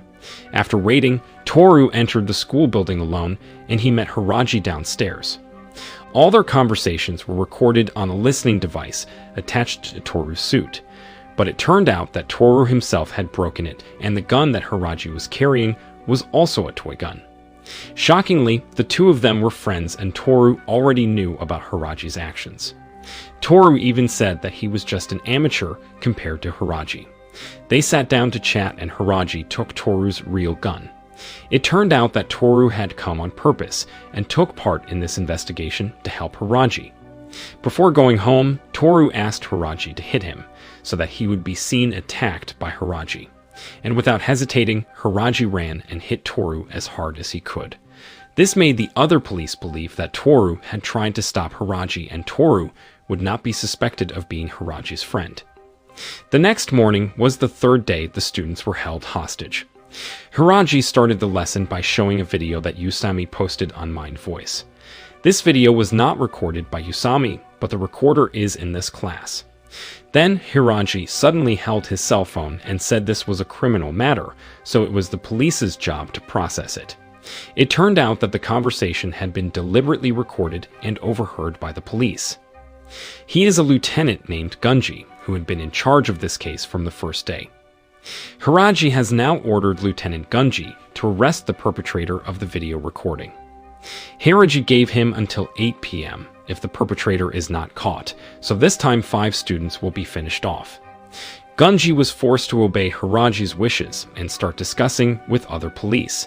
In the video, the perpetrator is seen wearing a swimming jacket, so there is a possibility that the perpetrator was a student from the swimming extracurricular in Class 3A. While in the class, the students who took part in the swimming extracurricular started to be suspected because of the jacket. But they denied it. The situation got worse when Suzune again blamed Uzami. According to her, if Uzami hadn't uploaded the video, they wouldn't have suffered like this. Uzami didn't want to answer, and she left. Sakura chases Uzami, but Uzami asks her to leave and doesn't want pity. But Sakura wanted to know who the perpetrator is and the reason why that student hates Reina. Then, Uzami said the perpetrator could have deliberately worn a swimming club's jacket, even though he or she didn't take part in the extracurricular. On the other hand, in the men's toilet, someone was seen holding his cell phone and posting something on Mind Voice about the police being asked to find the perpetrator of the recording. The post immediately became news within minutes, even though the information was only known to the police. Gunji started to think that a student had managed to get the cell phone, and the student told them about the situation in the school building. Gunji immediately sent a private message to the student and asked who he was. Then, the student answered that he managed to hide the cell phone in the toilet. Then, Gunji said that he needed the student's help. In Fumika's house, she was seen coming out of her room and accidentally saw the news on TV, so she was shocked when the photo of her ex-boyfriend appeared on the news. The scene back to Hiraji, who was watching the recording from the camera that he confiscated. One of Reina's friends from swimming extracurricular, Kakeru, had been beaten up by a student from another school because he thought Kakeru was Reina's boyfriend. That naughty boy liked Reina, and he didn't like it if another guy approached Reina. Because of that incident, Kakeru's leg was badly injured and he couldn't swim anymore. That day, Sakura came to visit Kakeru and thanked him for protecting Reina. Sakura hoped that Kakeru still wants to support Reina, but Kakeru feels that is impossible because he can no longer swim. But Sakura suggests Kakeru to become the manager of the swimming club. Back to the present, Sakura remembered Usami's words about a student who was not from the swimming club. He came during the competition, and he was Kaido. Sakura remembered that Kaido was wearing a swimming club jacket. Then, Kakeru remembered at that time, he asked Kaido to help him when the competition was taking place and lent Kaido his jacket. Meanwhile, Gunji came to the place where the competition was being held and asked who were the people who came there. Suddenly, a message appeared from the student in Mind Voice. The student said that the whole class suspected Kaido. Gunji then found more details in the video. It can be seen that there is a yellowish stain on the jacket, which means that perhaps the perpetrator was eating or drinking something. Gunji also asked this student to ask the members of the swimming extracurricular team what food they eat on the competition day. It's almost 8:00 p.m. Bladder leak underwear has one job. I just want to feel protected. Always Discreet protects like no other. With double leak guards that help prevent gushes escaping from the sides, and a rapid dry cord that locks in your heaviest gush quickly for up to 0 leaks. Always Discreet, the protection we deserve. Hiraji entered the class and turned on the loudspeaker for his conversation with Gunji, and Hiraji asked who the culprit was. Gunji answered that there were 2 suspects, Kaido and Karen. But the key was the yellowish stain on the jacket, because the stain was caused by spilled tomato juice. And that day, Karen drank tomato juice while Kaido ate jelly. Suddenly, Karen denies that and says that day she ate jelly. Even this afternoon, Hiraji asked her about that. Gunji was trapped. It turns out that the person who sent the message to Gunji that Karen was drinking tomato juice was Hiraji himself. Plus, Hiraji has known from earlier that Gunji exchanged messages with a student whose cell phone is hidden in the toilet. It means Kaido drank the tomato juice. All students glanced at Kaido. He finally couldn't avoid it and finally admitted that he was the perpetrator. The scene showed when Kaido confessed his feelings for Reina. But unfortunately, Reina couldn't accept his love. Kaido had previously known that Reina had always liked Kakeru, but he didn't accept it because he felt Kakeru was lower than him. Then, on the street, someone came up to him and asked if Kaido wanted to teach Reina a lesson because she rejected him. That person asked Kaido to record her secretly and humiliate her. Kaido was instigated and he came to the locker room to take a bottle of medicine, which turned out to be a vitamin. He was hiding in another locker and filming Reina changing clothes, but there was a feeling of guilt in him. He stopped recording it, left the locker, and ran away. Kaido was surprised when the video was edited, even though the bottle he was holding at that time was just vitamin. But in the video, it changed into drugs. And also, he's not the one who kept the DVD in Usaini's locker. Hiraji then asked why Kaido didn't change the grudge against Reina into motivation. Hiraji then told them a story that once there was a teacher who failed to save the student who was involved in a fight with other schools. The student died, and the teacher has a grudge against the perpetrator. But the teacher has now become a police officer and has turned his revenge into motivation to save other people so they don't experience what his student experienced before. Then, Gunji is just silent. How did Hiraji know about his past? Hiraji continued that Kakeru was the same. He was beaten until he couldn't swim anymore. There must be a revenge, but now he is the manager of the swimming club. He changed his grudge to advance the swimming extracurricular. But Kaido, he failed to change his revenge into positive motivation. Hiraji said that Kaido is weak. Of course, Kaido didn't like it. He still thinks that Kakeru is weaker than him. Kaido pulls Kakeru's collar, but suddenly, Sakura interrupted and said that Kakeru isn't weak. Reina once told Sakura that because of her, Kakeru was injured. Kakeru made Reina have to fight harder for each competition, as if Kakeru's spirit was also in her. After that, Hiraji suddenly pointed a gun, because Gunji failed to guess the culprit, so today 5 students will die. Then, Kaido said it's his fault. Because of him, Reina is now dead, and Kaido is willing to be one of the 5 people. Now there are only 4 people left, said Hiraji. After that, Hiraji called the other 4 people, making them panic. Gunji heard their screams, then he desperately ran towards the school building where the students were taken hostage. Meanwhile, 5 students had been taken to the art room. Then, Gunji heard an explosion from the art room. Sakura saw the rubble caused by the explosion, and she saw body parts there. Outside, Gunji faces the CCTV and vows to catch Hiraji, so that crimes like this don't happen again. Then, in a room, Kakeru woke up and was confused while his 4 friends were still unconscious. He was even more confused when he saw that Ren was still alive. The other students woke up too and also felt the same thing. They were confused and afraid. Hiraji went back to class, and the lessons on the 4th day began. Now, a new fact has been revealed. There was someone who provoked Kaido to make the video. So, they need to find out who the provocator was. Hiraji asked the provocator to raise hand, and suddenly Kai raised his hand and confessed it. All students in the class didn't expect the perpetrator to be found out so quickly. Kai's close friend was angry and didn't think Kai would do it. However, Hiraji is sure that it was not Kai who manipulated the video, because high school students won't be able to edit videos like that. Hiraji asked Kai to say who was the editor of that video, but Kai just kept his mouth shut. He didn't want to say it. Because of that, Hiraji said if Kai doesn't reveal the truth until 8 p.m., 10 students will die. Meanwhile, the teachers and police are increasingly overwhelmed because the parents continue to urge them to ask for news from their children. Not long after, 2 kids came there. They introduced themselves and looked for their older brother, Kai. Their mother was sick and stayed at home, so she couldn't come there. Then, Toru got a call from Hiraji. Toru said that Gunji was out of this investigation because yesterday he failed to save the 5 students. Hiraji spoke while taking medicine. Then, Toru asked if he was okay. It seemed like Hiraji had problems with his health. The scene moved to Gunji. He's now in police station, and this time, he investigates another case.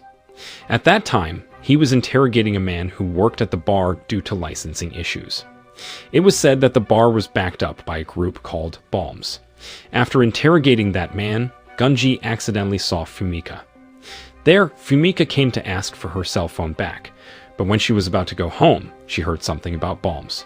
It seemed like Fumika knew something about this group. Balms was a criminal group. They were like a teenage version of the Yakuza, and some young people knew about their crimes. There was a video recording of Reina. She told Hiraji about this mischievous gang. Then the male student who recorded it now tells Sakura about this. It was Kai who saved Reina from the gang. Sakura then approaches Kai and thanks him for saving Reina, but Kai doesn't seem to care and he seems to be covering up the truth. The scene moved showing Kai's siblings. 2 teachers took the children back to their home. Kai's mother was sick, and Kai has 2 younger siblings. Kai's mother said that Kai once dreamed of becoming a dancer, but suddenly Kai's mother fell ill. So Kai was forced to work here and there to meet their daily needs. Finally, Kai buried his dream of becoming a dancer. In another place, Kai remembered something. At that time, Kai's friend, who's a dancer, asked if Kai is Reina's classmate. Kai's friend said there are lots of Reina's fans here. If Kai can bring Reina to meet them, Kai will get 200,000 yen and he can become a dancer again. Kai was forced to agree because he really needed money for his family. Then, Kai took Reina to a quiet place. But unexpectedly, they turned out to be members of the Balms gang, and they tried to forcefully take Reina. Kai didn't know this would happen, so he immediately beat them all to save Reina. Back to the present time, Hiraji tried to talk to Kai. Hiraji is wondering if Kai is hiding something.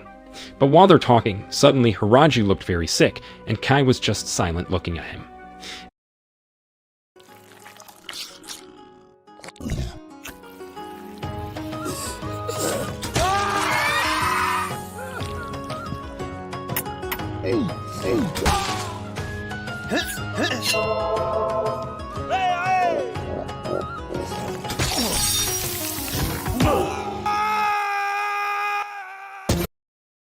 After that, Hiraji rested for a moment in his room. Then his cell phone rang, and it was from Fumika.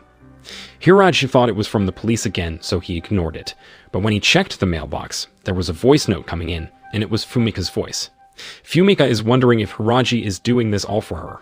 If so, Fumika asked Hiraji to stop and not make himself suffer.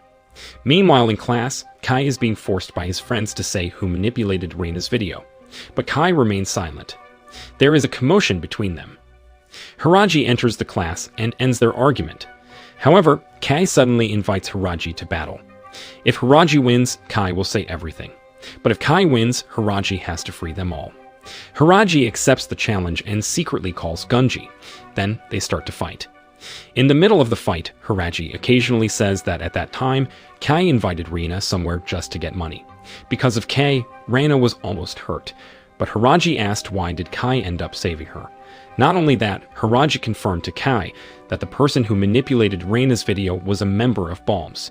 At that time, the video was handed over to Balms, and in return, Kai got money. Hiraji thought that Kai was jealous of Reina because she managed to achieve her dream of becoming a national athlete, while Kai's dream of becoming a dancer was destroyed. Kai finally admits it. It's true, he was jealous of Reina. When students his age are chasing their dream, Kai was forced to work for his family. Kai felt that life was unfair, but Hiraji asked Kai not to blame his family. Kai should blame himself for never sharing his sorrows and difficulties with others. Kai endured it all alone until he's trapped in hatred for Reina. Then, Kai screamed and said that everything's useless because no one will help him.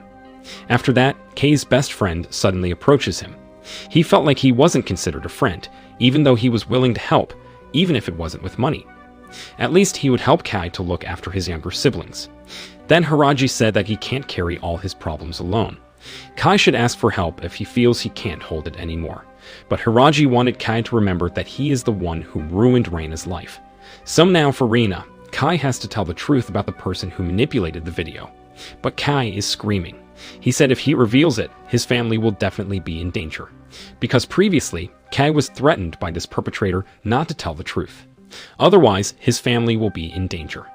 Hiraji asked Kai to trust him, but Kai said how can he believe in a murderer? But Sakura suddenly said that Hiraji was not a murderer.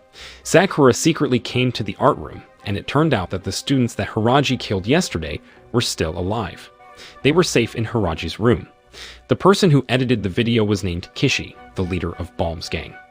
Hiraji got up and took his cell phone and he talked to Gunji. Now, Gunji understands, and with this information, the police were able to raid the Balms. Gunji and the other police came to Balm's base camp. It turned out that the man, who at that time was interrogated by Gunji, was the leader of Balms. Gunji managed to paralyze everyone there. This news was immediately conveyed to Hiraji. Then, Hiraji said to Kai that no one can threaten his family anymore. And now, all the students in the class are demanding an explanation from Hiraji about what Sakura said before. Hiraji said that he was going to explain everything, but suddenly Hiraji collapsed and fainted. On the other hand, the news became more widespread. One of the narcissistic teachers, Takeki, became the news anchor at his own school. While Hiraji was fainting, several students tried to break into Hiraji's room to free 6 other students, who were thought to have been killed. Meanwhile, in the class, Yuzuki suddenly asked Kai how far is his relationship with Kishi. Kai answered that he only met Kishi a few times and they aren't close. Yuzuki looked worried while holding a necklace. Meanwhile, in the art room, they finally managed to break down the door. They also took their cell phones again, but they couldn't find their 6 friends. After that, they saw a door on the floor. They tried to open it, but it was locked tightly. But suddenly, a student named Aizawa appeared and said if they go any further, he will blow up this room. Everyone was confused as to why all of a sudden Aizawa was doing this. Suddenly, Aizawa was ambushed and beaten up. Other students tried to take off his watch. He was also told to open the door on the floor, and when it was opened, the 6 missing students were seen down there. Suzune came down there and met her boyfriend again. She also asked Ren to get out of there, but Ren didn't seem happy. The other students also came down and invited those 6 students to go up and out from there. But strangely, they looked silent as if they didn't want to get out of there. But in the end, they wanted to go upstairs to the art room. But it's clear there's something they're hiding. Then they started talking that actually, Hiraji did all this for them. At that time, when the 5 of them had just woken up, Hiraji said that his purpose in doing all this was to reveal Reina's murder. They were all confused. Hiraji said that this case had to be revealed, because otherwise, the next victim might be one of them. One student said, why don't Hiraji just report it to the police? But Hiraji thought that the police couldn't identify who the murderer was. Hiraji admits that he won't have much longer to live. That is why Hiraji taught them the last lesson through Reina's death, so that they all learn about something important in their life. The students then remembered Hiraji's struggle to make them realize it. Suddenly, Suzune asked Yuzuki about his boyfriend's name, and Suzune remembered that his name is Kishi. Because of that, Yuzuki looked panicked and suddenly ran away. She gripped her necklace tightly and remembered the first time she met him. At that time, Yuzuki really needed money and wanted to become a model. Kishi was there and said if Yuzuki wanted to be his girlfriend, he could help her. Then they started dating, and several students in class 3 knew about this. But it turned out that Yuzuki secretly hated Reina. One day, Kishi gave Yuzuki a necklace and said that she had to take care of this necklace. Back to the present, and all the students in the art room are now discussing. Some of them decided to stay, but there are some who want to just go home. Yuzuki went back to the class and saw Hiraji still unconscious. Yuzuki wondered why everyone is obsessed with Reina. Yuzuki hates Reina. She said that she's sick of seeing her always full of motivation. But Sakura then asked if Yuzuki also has a motivation, that is to become a model. Yuzuki answered that she really wanted it, but she sacrificed a lot. Yuzuki went back to the art room and saw several students arguing because there are some who want to go home and some who want to stay. The situation is getting more and more chaotic until finally Kai screams. If they keep making noise, Kai will blow up this room so that no one can go home. Hiraji suddenly appears, still limping. Hiraji said Kai didn't need to do anything. And before deciding who wants to go home, Hiraji wanted them to find out information from Yuzuki first. Hiraji asks if Yuzuki is afraid of Kishi, and that her connection will be lost so she can't be a model anymore. Yuzuki is indeed really afraid of betraying Kishi. She struggled to become a model so far because of the help from Kishi and Bombs. All this time, she got a lot of money and popularity from them. Besides, she has nothing to do with that fake video, so Yuzuki is not guilty. Yuzuki pleased her friends to laugh at her. She said that her ways were dirty, but this was how she survived. Hiraji doesn't blame Yuzuki because everyone struggles with ups and downs. If they look at it, it's a shame. But it's good, and there's nothing wrong with Yuzuki's way of living. Hearing that, Yuzuki's tears flowed freely. This was the first time Yuzuki felt appreciated. She took her necklace and broke it down. A memory card was stored in that necklace. Hi, Frank George here. This is the EMS foot massager. EMS is electrical muscle stimulation. It's low-frequency treatment designed to stimulate your feet and ankles. Hiraji immediately turned on his laptop and saw a list, and it was a list of Balm's customers so that Balms would make fake videos for them. What was surprising was that one of the customers was a high school teacher from Kaio Senior High School. Hiraji immediately sent the file to the police. The news immediately spread on the internet that Reina's murderer was a teacher at her own school. Hiraji also uploaded the list to Mind Voice. He even recorded a video of himself and said that Reina's killer was a teacher. Takechi, the most narcissistic teacher, was invited again on a TV show and said it's impossible for a teacher to be a murderer. Meanwhile, in the class, Hiraji is starting his lessons again. He is now allowing the students to take a shower and allowing them to use their cell phones again. He also took a group photo and uploaded it to Mind Voice. Many positive comments have appeared and now many people support Hiraji. They now know that Hiraji took his students hostage in order to uncover Reina's murder case. Even Hiraji is considered a hero now. Returning to the class. Now Hiraji calls the teachers and says one of them is the perpetrator who asked the Balms to make a fake video about Reina. And today, no later than 8 p.m., the perpetrator must turn himself in. Otherwise, the class will explode and the students will be killed. The students are now confused again. Hasn't their relationship with Hiraji improved? Hiraji then said he's using the students to uncover the truth. He's also confiscating their phones again. If the students don't want to die, they need to try to find out who the teacher is who made the fake video. They now started discussing, and finally, there were several teachers who might be the suspects. Two of them were the teacher and extracurricular swimming coach, Mr. Masaru, and the narcissistic teacher, Mr. Takechi. The students who took part in extracurricular swimming said that Mr. Masaru was a strict and disciplined coach. They then confirmed that Suzune took part in swimming extracurricular in first grade. So why doesn't she do it now? Maybe because there were rumors that she was busy dating, so Mr. Masaru expelled her. Suzune answered that Mr. Masaru definitely wanted to expel Reina too, because she didn't meet his expectations, so he made a fake video so that Reina would be expelled. Suzune got emotional remembering the past, when she first joined the swimming extracurricular activity. At that time, she trained very hard, and was even scolded because her abilities did not meet Mr. Masaru's expectations. But she continued to fight every training until late night in order to become a great athlete. Then she was picked up by her boyfriend, Ren. One day, Suzune came to practice, but immediately got scolded because yesterday she skipped. Mr. Masaru threw a lot of photos showing Suzune was dating Ren. Mr. Masaru said that their swimming club doesn't need people who just like dating. But Suzune explained that yesterday she skipped class because Ren took her to the hospital. But Mr. Masaru expelled Suzune from the swimming extracurricular. Those memories made Suzune hate Mr. in the toilet. She met a student named Yuki, who apparently managed to take her cell phone secretly. Then, Suzune had an idea.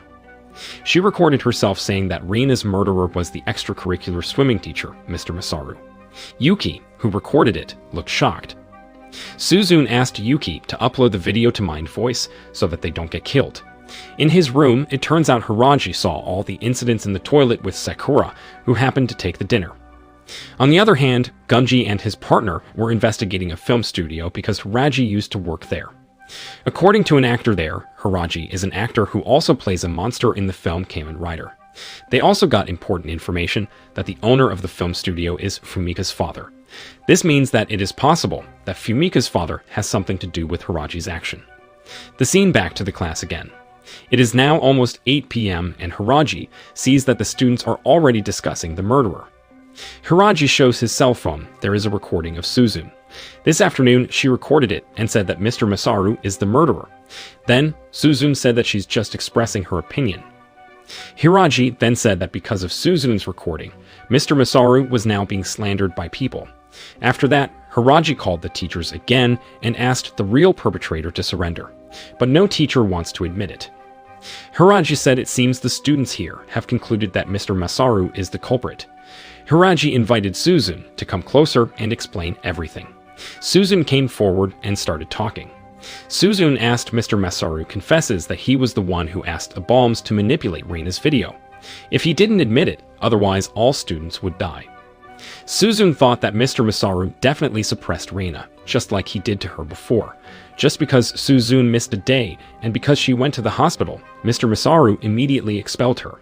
Even though Suzune's dream is to become a swimmer, she trained every day to be the best, but Mr. Masaru took away her dream.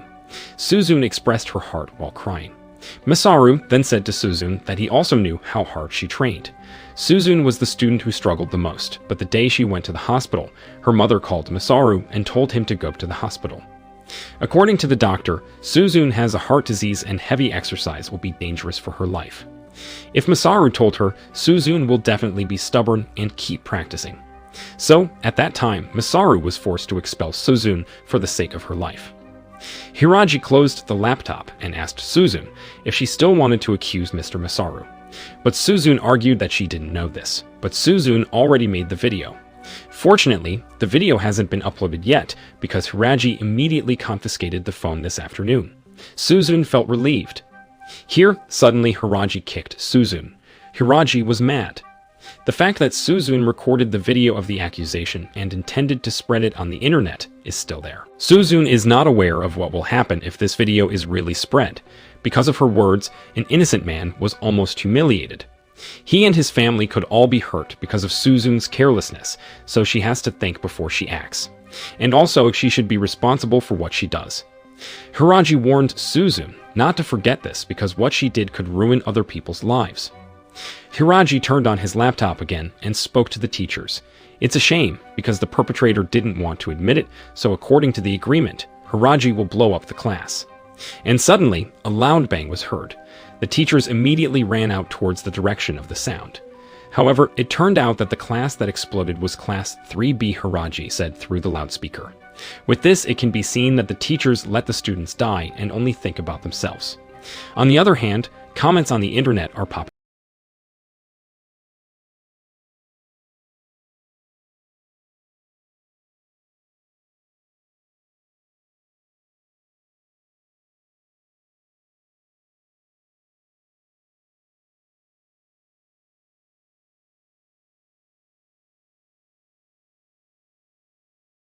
up, most of which are now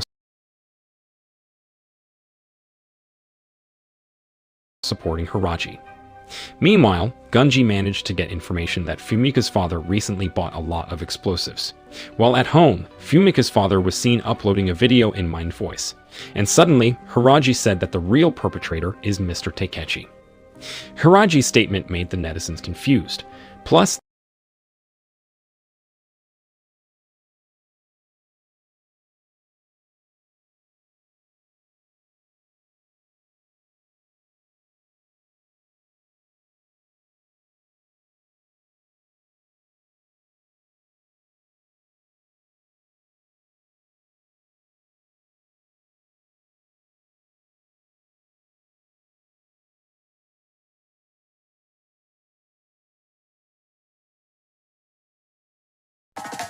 Switch to Google Fi Wireless and get Simply Unlimited.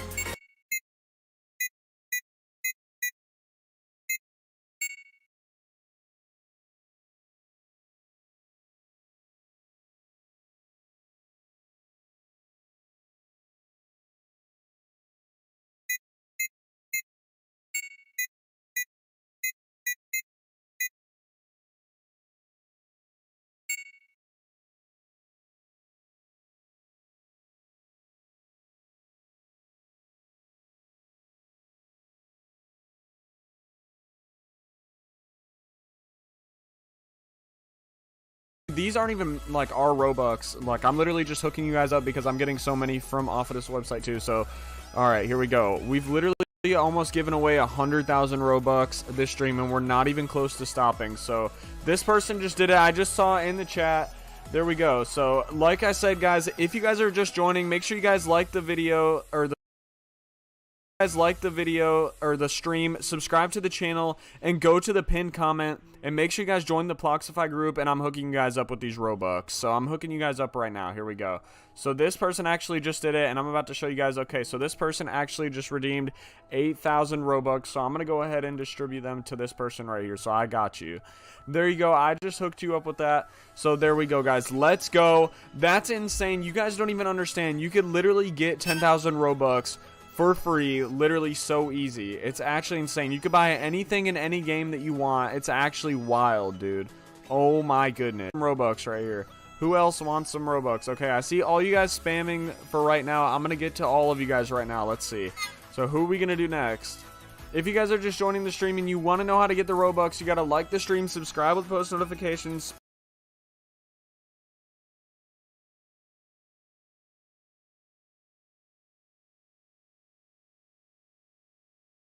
Spam your username on Roblox. You guys will get as much as you want. Make sure you guys join the Novely Roblox group too, though, guys. Don't forget, you have to join the Novely Roblox group. Okay, so we're gonna hook up this guy now, right now. right here. Lemon Sour Panda. We're hooking you up with your Robux right now. Here we go. There we go. All right, so here we go. Now, this person just selected 10,000 Robux. I'm telling you guys, this is insane. You guys have to make sure that you select the biggest amount. Like, some of these people that I've been doing have selected 5,000, but guys, you can select all the way up to 10,000, and it does not matter. It's okay, guys. So here we go. The amount of Robux we've been giving away is actually wild, so I'm about to give this right here to this guy right here. Here we go. Boom, and there we go. All right. So my goal on this live is to try and give away 1 million Robux. We've already given over 100,000 Robux away in this live, which is actually crazy. So yeah, guys, if you guys are new to the live and you guys want to know how to get the Robux, go ahead and like the stream, subscribe to the channel, and go ahead to the pinned comment, to the link in the pinned comment, and follow all the steps. And make sure you guys join the Novely Roblox group. So who else wants some Robux? Go ahead and say your usernames. Let's go. Let's see, guys. What did you guys have to eat today? What did you guys have for dinner or lunch or breakfast, whatever time it is for you right now? What did you guys have today? Let me know. But, guys, who wants some Robux right now? Spam your username in the chat. Join the Novely Roblox group. And go to the pinned comment, to the link, and complete the steps, and you will have your Robux. And, oh my goodness, someone else actually just did it, so here we go. I'm going to go ahead right here, and boom, boom, boom. And guys, this is the person right here. Guys, make sure you guys listen to this. If you guys don't go to the website and complete the steps and confirm that you want the Robux, you're not going to be able to get them. If you're just spamming your username in chat without subscribing, without liking on the stream, and without going to that link in the pinned comment and following the steps, you guys aren't going to be able to get them. So make sure you guys do that if you guys want some free Robux. Here we go. But I'm going to go ahead and hook this guy up right now. You know what? I'm going to go ahead. This guy chose 10,000, but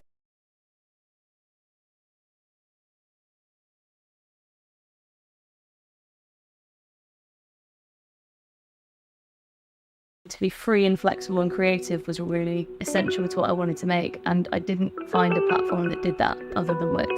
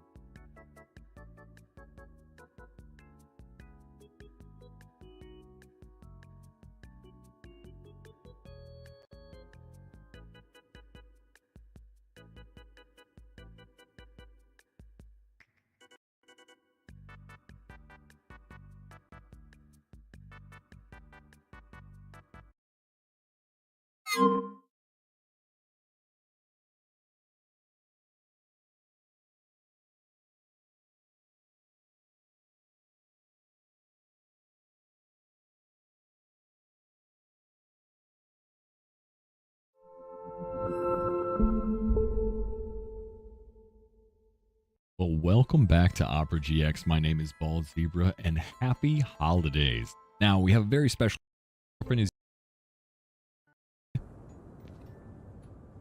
Okay. Yep. Hello. Hi, handsome. What have you been up to while your better half wasn't around? Okay, so my girlfriend's gone. Did someone write you a personal letter? That's so cool. Open it up and tell me what's inside. Oh. It's near the entrance, right? The entrance? You arrived. Why didn't you call? Yeah. Isn't it obvious? I wanted to surprise my boyfriend for Christmas. She's right next Luckily, door? the plane landed. I do. Will she say yes? If you found the gift, come see me already. Okay. Easy to get lost in this weather. Lost? Follow the light, handsome. I'm waiting for you. What do you mean get lost? You're across the street. How dumb can I be? Lots of unpaid bills. I need to remind her. Good. First thing I should do is scold her about money when I walk in. Awesome. Okay, close the door. Hello. Door. Right. Oh, you little scamp. Let's find you. Oh, she's right here. Don't worry. Okay. Oh, it's such a bad sign. I'm Where jumping are at my you? cell phone. Did you sink into the snow? What? Hurry up. I'm getting tired of waiting. I'm already inside your house. what does inside your house mean? I'm standing at the door and I didn't see you come in. Hey, Santa, it looks like you broke into the wrong house. Get out of there before you get... I'm fine. Somebody broke all the everything. I don't wanna. This way? I don't have a flare. F. Do a flare. Ah. The light helps me. I knew it.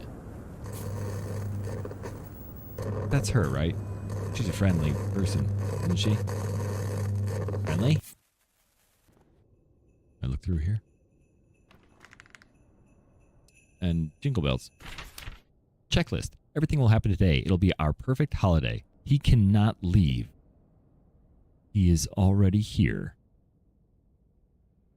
I hope she means me. Otherwise, somebody else is in the house and we're both in trouble. Honey, are you there? Oh, I'm so screwed. Door. Let me out the door. I don't know what to do. I don't know what to do.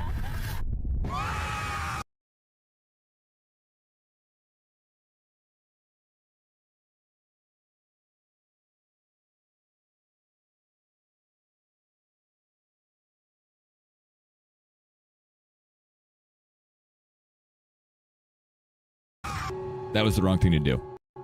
Totally wrong thing to do. It's a terrible corridor again. Where else can we go? Out the window? I'm not going in that room. Oh, I can hide? Oh, that's what it is. Dismiss. Hide. Duck. Hide. Let me under. Honey, are you there? I can't believe I have to hide.